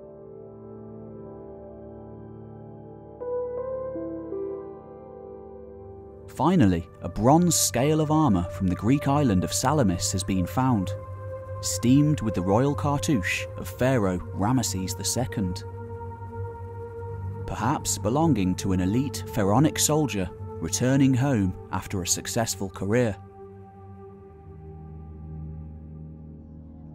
We simply don't know, but then, in 1207 BC, alongside a massive Meshwesh invasion force, the EKWESH were present too, along with the LUKKA, a people they may have had a long association with. Was this the event remembered by Odysseus and Menelaus in Homer's Odyssey? But what happened to make the situation so desperate? How had it come to this? Gambling everything on an attack on Egypt.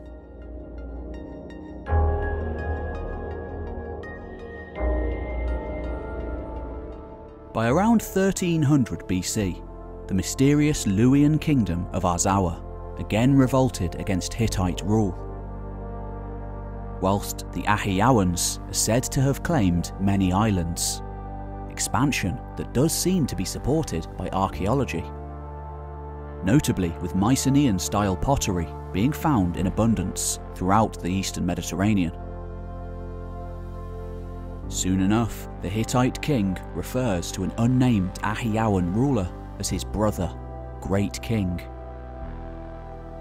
Though this later seems to have been crossed out, suggesting rising tensions.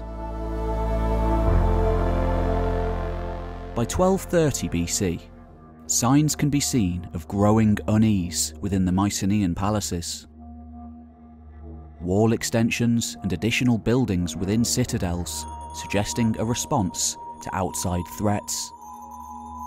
And then, all of a sudden, everything came to an end. Both Hittite and Mycenaean cities wiped off the map. Yet surely, all those people don't simply disappear. Just before the Hittite record goes blank, there is a tiny hint of events in around 1200 BC. With an Ahiawan presence in LUKKA being mentioned.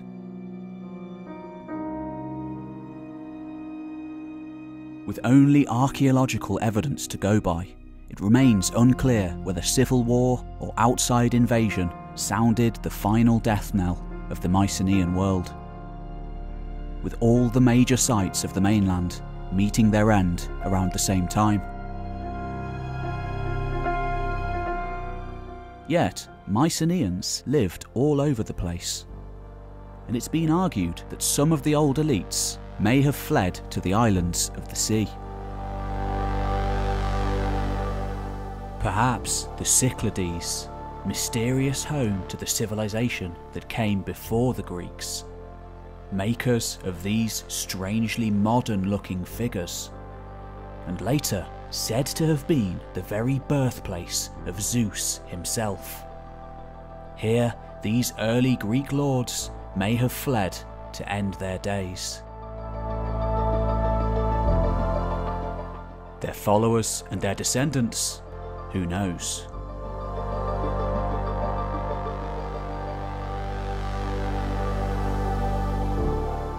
Whether it was the palatial elites going off on invasions, or their subjects now free from overlordship to do as they wished, it remains unclear. Maybe it was both. The picture we get from archaeology is of massive fires, huge quantities of arrowheads and destruction. However, in some places, only the palace structures were burned, suggesting a popular uprising. We can follow not only the swathe of violence from Greece all the way across Anatolia to Cyprus, into the Levant, and finally into Egypt, but Mycenaean-style pottery too. On Cyprus, Rhodes, Crete, and finally the Levant.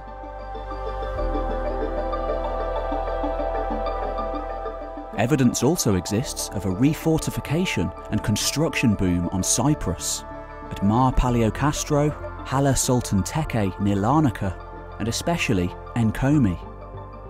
There is an argument for these having been built by ousted Mycenaeans, forced onto the high seas by societal and political turmoil.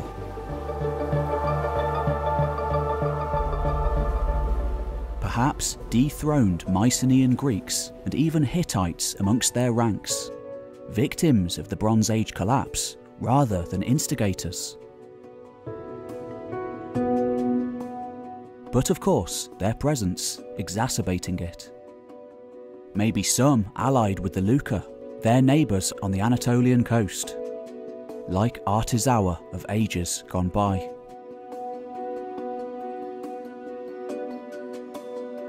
In mythology, the Cyclopean masonry at Tiryns was said to have been built by Cyclopses from Lycia, who then accompanied Proitos back to Greece with an army of Lycians to help claim a portion of his kingdom back. Just maybe a half-remembered tale of LUKKA and EKWESH going back to Greece after their raids elsewhere.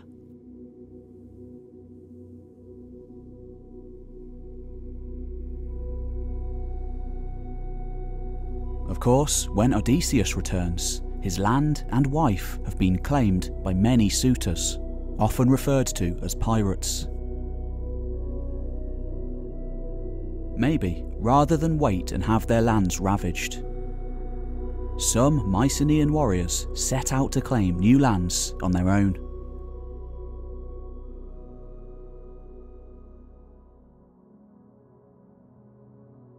Yet, there is a problem with the theory. Egyptian sources clearly tell us that these warriors were circumcised. They counted their dead by making piles of corpses. This would have been unusual for Greeks, so we are left confused once more.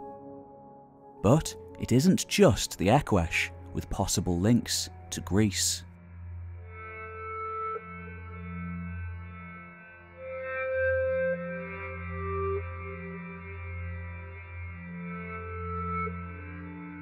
In the late 19th century, sun-scorched desert around him, pioneering Egyptologist Flinders Petrie found the immaculately preserved mummy of a long-deceased Egyptian high functionary, a court official of the pharaoh Ramses III.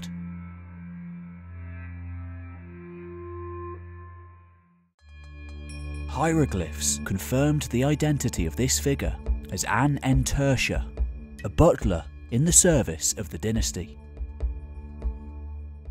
Clearly having fair hair, it's been hypothesized that An-en-Tersha was not originally from Egypt. Based on the name of the mummy, it's further been speculated that he may have been TERESH, the last of the sea peoples spoken of in 1207 BC. Just maybe one member of a nation on the move, pulled into the vast displacements of the late Bronze Age collapse. But if he was a TERESH, how did An-en-Tersha end up at Ramesses' court? Laid to rest in the decades after the Sea People's invasions, with all the dignity of an elite member of Egyptian society. If his origins had been with that sea-born confederation, what things that Tereshi might have seen. So many civilizations crumbled and left by the wayside, only to end his days in Egypt, focus of the last great gamble of the Sea Peoples, succeeding where so many others had failed. But who were the TERESH? Reliefs in Egypt depict them as bearded, wearing pointed kilts, strips of leather or linen to protect their chests, and carrying either spears or scimitars. As to their origins, there are many hypotheses. Anatolia is a popular choice, with arguments ranging from the Hittite Empire to their Luwian neighbours in the west. There is even an especially controversial inscription allegedly discovered by archaeologist James Mellard in the 20th century, also the discoverer of the Neolithic city of Çatalhöyük. Unfortunately, the inscription may well be a forgery. Though, if real, it provides an unprecedented window into the Luwian world, purporting to describe a great raid through the Hittite Empire and on into Egypt at around the time of the late Bronze Age collapse. Another argument is for the Troad region around Troy. The Trojan name for themselves was Tarusia, and whether they'd been fighting the Greeks on their own behalf or on behalf of the Hittites in the aftermath of the destruction of their city, either destroyed by Greeks, Phrygians, Thracians, or a combination of all. They had to go somewhere. Finally, an Italian link has been argued, perhaps forebears of the Etruscans, ousted from mainland Italy, or even inhabitants of the Tyrrhenian Sea between Italy and Sardinia, a related people to the SHERDEN and SHEKELESH perhaps. There is a shred of evidence for this too, in the form of an 8th century BC epic poem commonly attributed to Homer, which describes a band of Tyrsenian pirates sailing well-decked ships to war.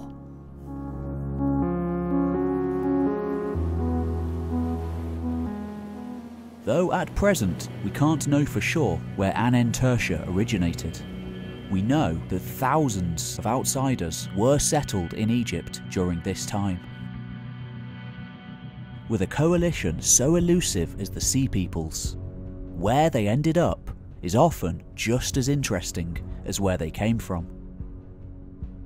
To investigate this further, we must move forward a few centuries in time, to the territories once held by Imperial Egypt, now held onto by a number of local powers, some having inhabited the region for centuries, millennia even, others being new arrivals.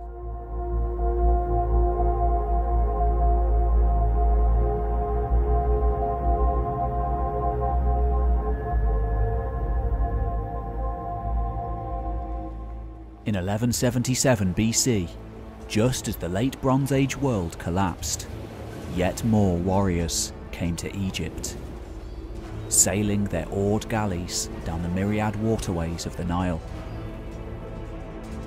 30 years had passed since the last recorded invasion, and 30 years is a long time.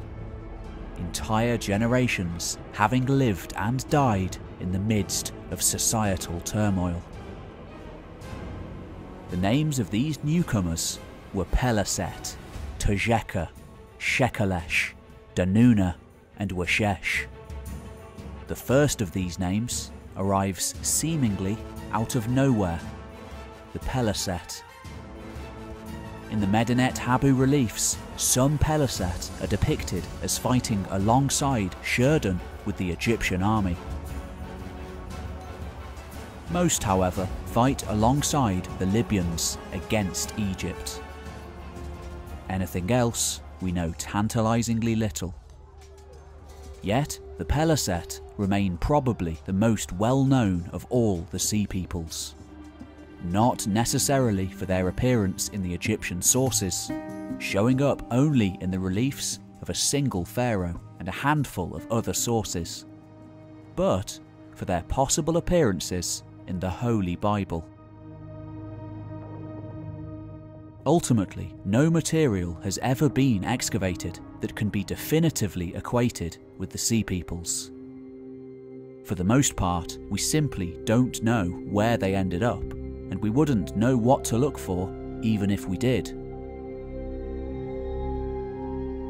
The newcomers very possibly merging into whatever society they came into contact with. The best case, however, and there is a lot of evidence, must be for the PELESET.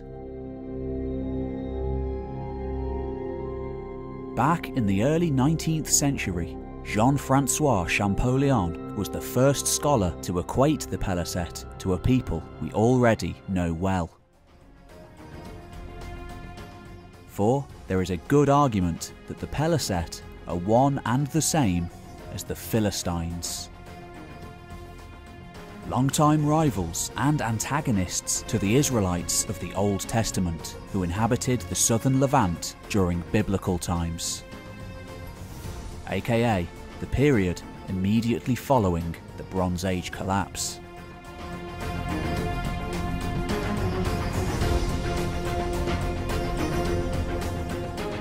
The Old Testament of the Bible is filled with violence and war, and the Philistines were no exception, seeming more powerful than most, a martial culture imposing itself on a fragmented landscape. For the mighty warrior Goliath, of David and Goliath fame, was a Philistine.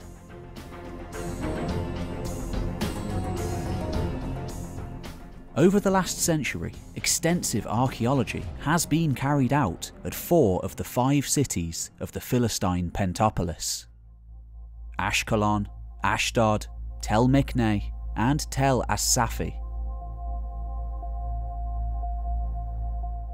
All situated on the southern coastal plain of ancient Canaan, a land long held by Imperial Egypt.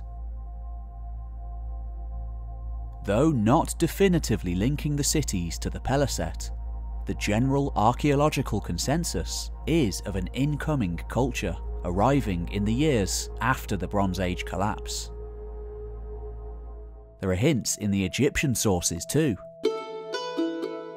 In the Papyrus Harris, Ramesses III claims to have settled vanquished peoples in strongholds bound in his name, suggesting groups of Peleset may have been settled on his orders in Canaan. Lingering Egyptian influence seen in the Philistine Pentapolis might suggest that they were technically vassals of Egypt, a buffer guarding the imperial frontier, before finally going their own way as Egyptian influence waned by the 11th century, finally becoming famous in the Bible, rising to dominate the local population of the region. But where did they come from? Greece, Crete, Illyria, and Western Anatolia have all been suggested. There is even an argument that the Philistines originated in Canaan. However, archaeological and written evidence seems to suggest this not to be the case. A distinct people being clearly visible after the Bronze Age collapse, with their origins elsewhere.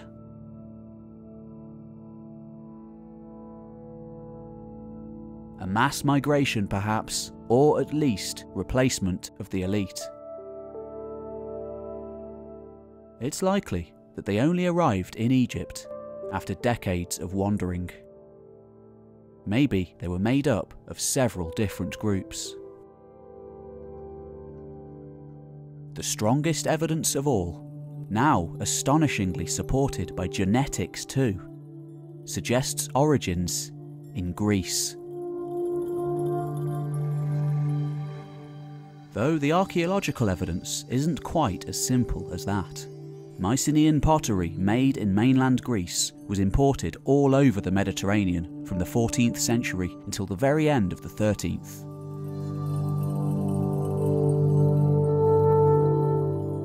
And is found at 350 palaces all over the Mediterranean.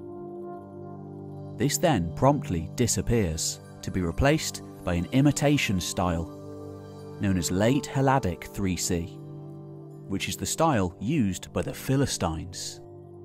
This is primarily why they have been associated with Greece. It could just be that their potters imitated the Greeks of old.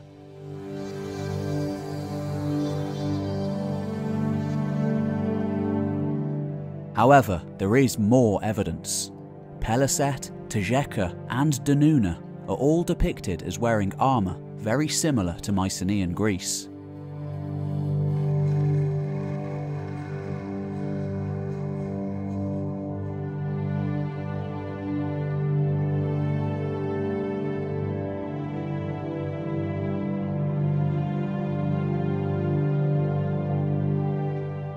This Egyptian caricature doll, originating on Malta, is thought to represent a Philistine with a feather-topped helmet, very similar to the Peleset.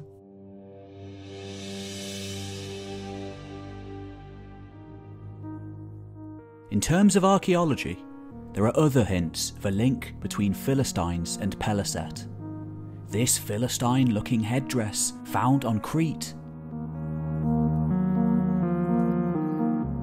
and these anthropomorphized Philistine sarcophagi at times look as if they are adorned with feathered headdresses.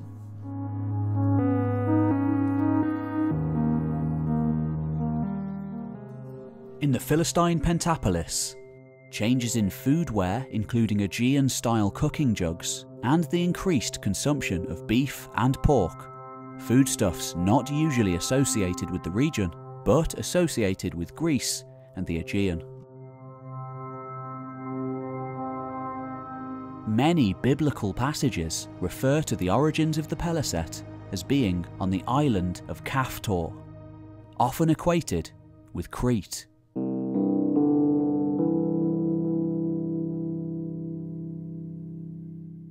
indeed, some may have originated in Greece. Although, really, it may have been their ancestors who had done, by this time having changed a significant amount. The world had changed, and almost every Greek city was long dead by this time. It may even be that the range of objects associated with sea peoples, Aegean-style drinking sets, feathered and horned helmets, bird head devices on ships, all served as the foundation of a new collective identity, going some way to explaining the mixed nature of sea peoples. Old identities going out of the window, new charismatic leaders gaining power.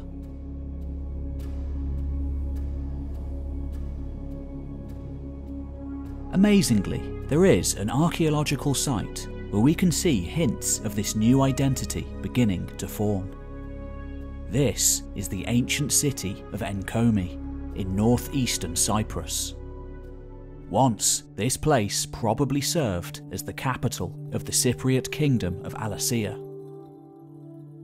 But by around 1200 BC, archaeology suggests that after a sacking, or at least some kind of destruction, it was under the control of Greeks, or at least an incoming culture from the Aegean. Perhaps most famous for this ivory board game displaying charioteers and a figure with a feathered headdress. Also found here during the 12th century BC were several bronze horned figurines, looking very similar to those found on Sardinia. Given the close proximity to Ugarit and Hatti, it seems possible that this place, until its destruction by earthquake in around 1050 BC, did serve as a staging post for seaborne attacks. Interestingly, the bronze figurines found on Sardinia don't only have horned helmets. This one has a feathered headdress.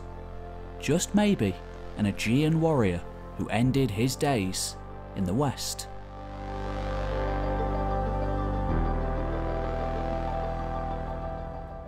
Nevertheless, the Philistines had a golden age in the late 12th through the 11th century, which would make sense if they had been conquerors, living on in figures such as Goliath.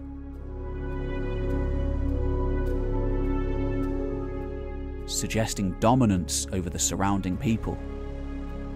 Today, the people of Gaza may well be descended in part from these sea peoples.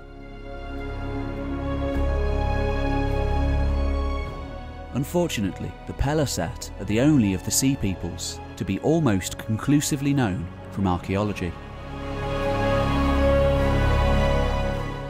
Many must have merged with the people they settled with. But we do have some more evidence nonetheless.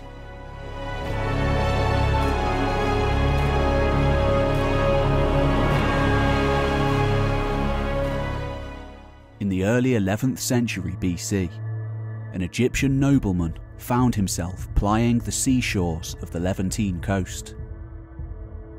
Much had changed since the days when Egyptian power here had been unquestioned. When the cedar trees of Canaan had been shipped south en masse as tribute, and warriors flocked southwards to have the honour of serving in the armies of the great pharaohs of the new kingdom. Now, in the twilight years of the imperial age, he and his men had to barter with local leaders for passage, let alone tribute, with no guarantee of success. Such is the account of Wenamun, a rare literary work during this dark age. Upon reaching the city of Dor in the land of Canaan, Wenamun is forced to present the local king with a complaint after gold is stolen from his ships. Interestingly for us, Dor is specifically named as a town of the TJEKKER, one of the names from Medinet Habu. Scraps of archaeology support this too.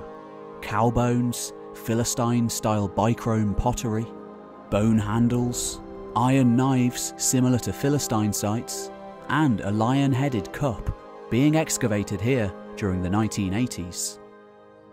The evidence is far from conclusive, the rest of the finds at Dor being consistent with the rest of the region. What it might suggest, however, is an elite takeover, a small influx of TJEKKER replacing those who ruled here before. But who were the TJEKKER? Well, at Medinet Habu, they're depicted as fighting with short swords, long spears and round shields. Armour reminiscent of Mycenaean Greece. Other scholars have even equated the TJEKKER with the Troad of the Trojan War.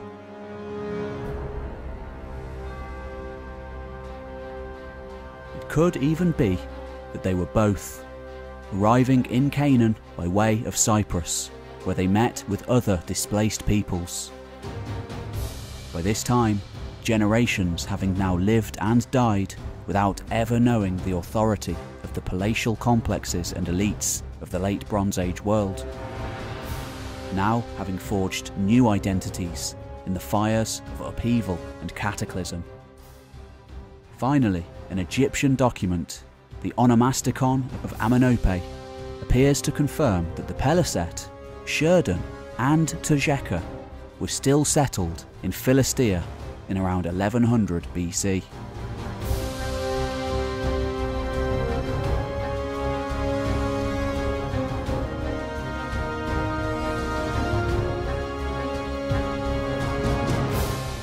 As we have seen, there is a great deal of evidence to link the Sea Peoples with the Aegean and the Greek world.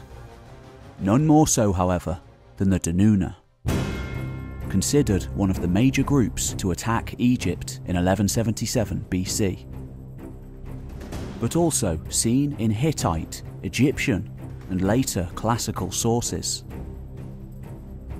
In the works of Homer, all Greeks are known as Danoi or Danaans. They are mentioned over 100 times, along with Achaeans and Argives, spoken of more than 500 and 100 times respectively. In other words, it seems that all Greeks were Danaans, but not all Greeks were Achaeans, they hailing from a specific area. Briefly mentioned as Tanahu in the reigns of Thutmosis III and Amenhotep III, the first definitive reference to Danuna comes in the Amarna letters, in relation to Amenhotep IV's vassal, Abi Milku, king of the Phoenician city of Tyre. In the text, the death of a king of Danuna is mentioned, replaced by his brother, and as a result, the land is now at peace. It's been proposed that while EKWESH may relate to Achaeans and Ahiawans, Denyen and Tanahu may relate to the classical Greece Denoi. Unfortunately, we can't be sure. And there are other theories too. Notably based on an 8th century BC bilingual inscription which talks of a king of Karatepe, an Iron Age kingdom in Cilicia, named Azitawada, boasting of expansion into the plain of Adana, to restore his people, the Danunites. Another argument is that their origins lay in the lands near Ugarit, possibly in Cyprus, serving as mercenaries in Canaan.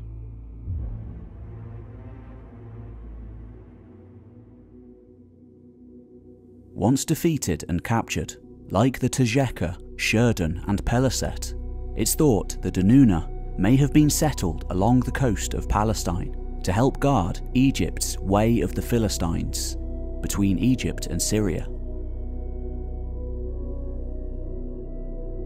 And there is some evidence for this too, like the Peleset, in the Holy Bible.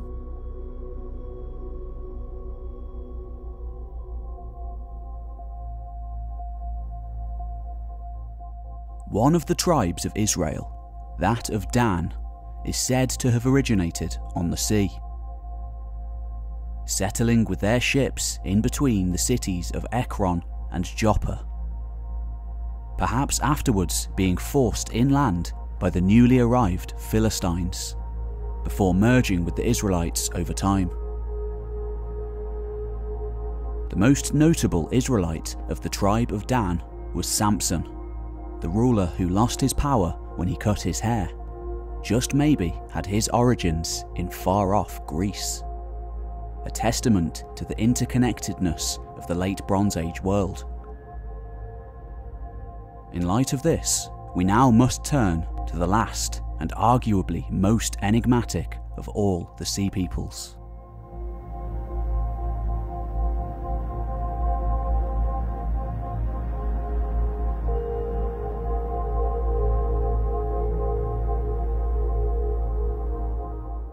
When the Hittite capital of Hattusha was wiped off the map in the 12th century BC, little did its inhabitants know that at the dawn of modern historical scholarship in the 19th century, they would be forgotten. Writing just a few hundred years after the events, Homer too has no memory of the Hittite Empire. What other kingdoms have been forgotten too? Their tales never to be retold.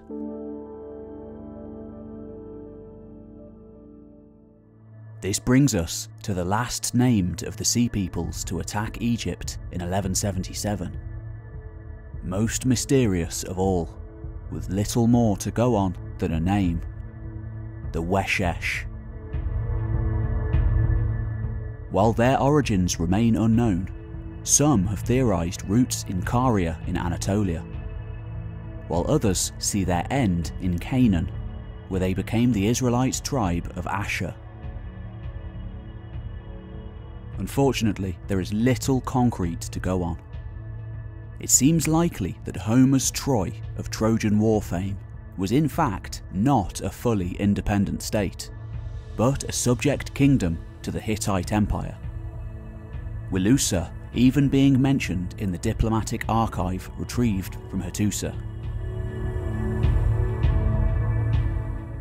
Like Hatti, Troy was destroyed around the same time, leading some scholars to suggest that Wilusa became WESHESH.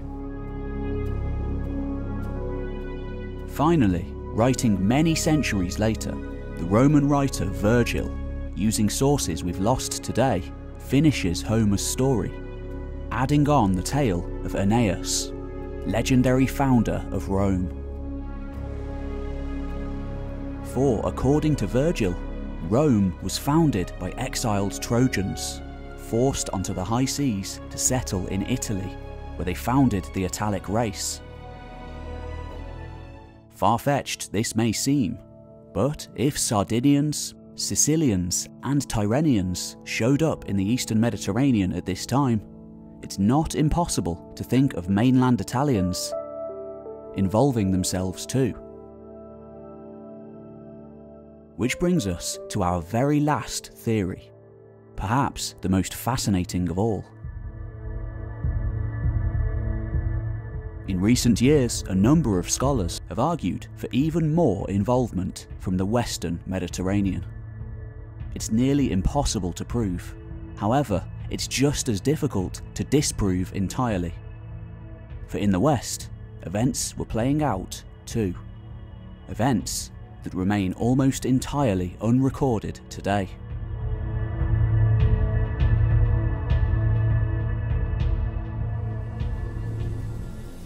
By 1300 BC, Greece wasn't the only mainland European power that kitted out its warriors with body armour, helmets, shields and swords of bronze. For Mycenaean Greece had many neighbours.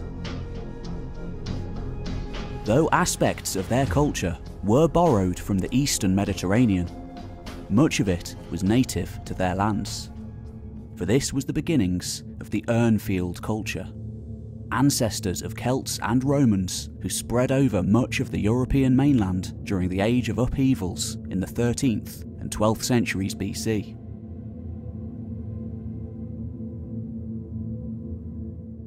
Distinguished from the tumulus culture which preceded it by the custom of cremating the dead and placing their ashes in urns, which were then buried in fields. The numerous hoarded items of the urnfield culture and the existence of fortified hilltop settlements has often been taken as evidence for widespread warfare and upheaval during this time. A much more disunited people than Mycenaean Greece, urnfield communities lacked the palatial complexes of the East, yet they had all the martial trimmings. On the battlefield, a force to be reckoned with.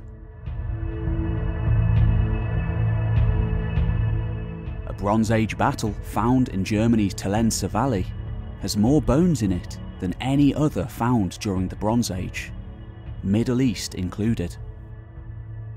A conflict involving thousands of combatants.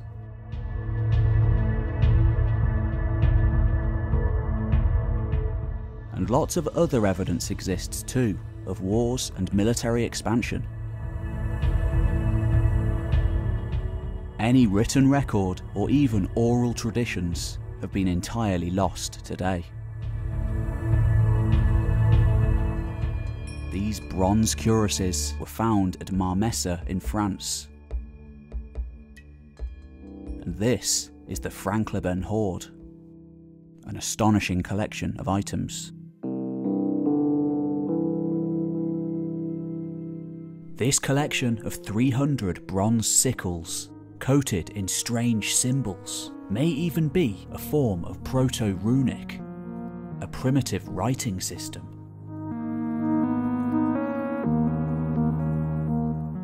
If they were, what they said is anyone's guess. One of the more curious phenomena of Bronze Age Europe, however, must be these ceremonial hats, several of which have been found at different locations, dating from around 1200 BC, made of thin sheets of elaborately decorated gold. It's thought that these may have been worn as ceremonial items during rituals by king priests or oracles, perhaps used as an early form of calendar.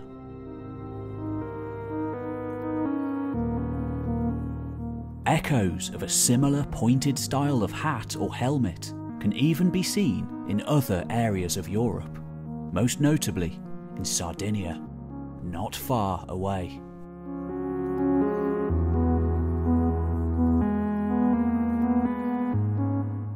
Urnfield settlements, usually of small dimensions, were generally built on hills and circumscribed with fortifications. Their economy was mostly based on agricultural and pastoral activities, metallurgy and trade, no doubt some undertaken on a wide scale. But how did the Urnfield way of life become so successful? Part of the reason could be technology.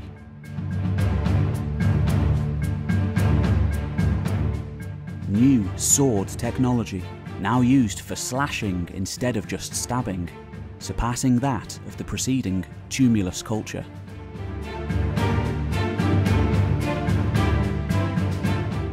Originating in northern Italy from around 1200 BC, the weapon quickly spread all across the Bronze Age world, being found as far away as Ugarit, just before its end.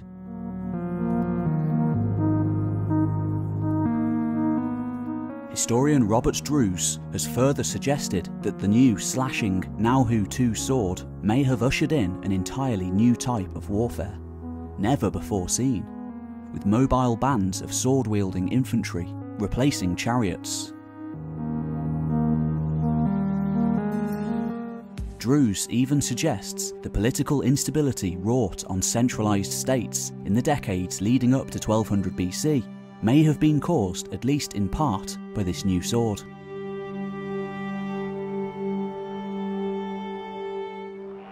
Far from unified nations, Today, the Urnfield culture is further divided into a number of subgroups.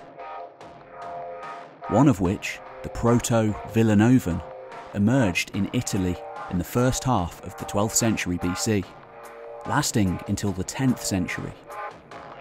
It may be that this was, at least in part, a military invasion of Italy. One which could have had knock-on effects far away.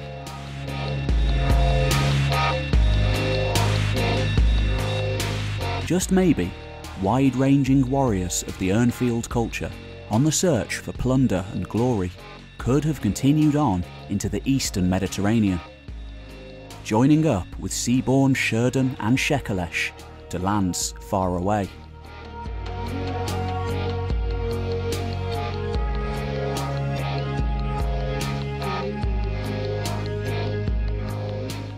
And there may well have been pressing concerns which, to a certain extent, forced them to do so. As we have already seen, science tells us that this was an era of immense environmental turmoil. The earthquake storms of the East may not have affected Western Europe, but crop failures certainly did. Just a slight change in the climate can have a massive effect on societies. And pollen samples from northern Syria tell us definitively that at the shift from the Bronze Age to the Iron Age, the climate did change, becoming drier and thus much more difficult to grow food. For 300 years to come.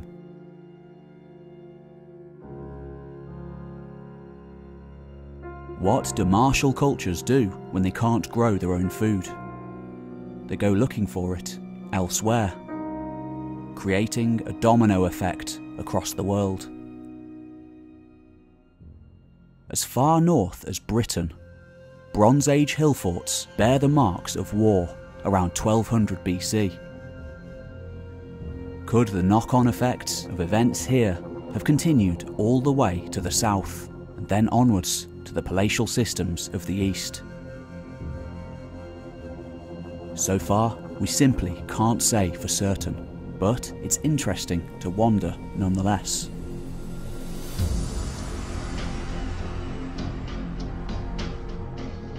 You've been watching History Time. I've been your host, Pete Kelly. Don't forget to like and subscribe, share, and let me know what you think in the comments.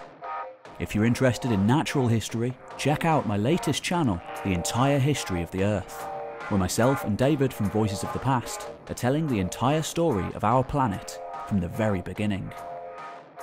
Also check out Voices of the Past for dramatic retellings of primary sources from history, and my other history channel, Pete Kelly, where I visit historical sites and take a closer look at archaeology. Thanks for watching. There are many, many more documentaries like this one on the way. If you made it this far, then why not leave a comment letting me know what you think. Thanks again, and I'll see you on the next one.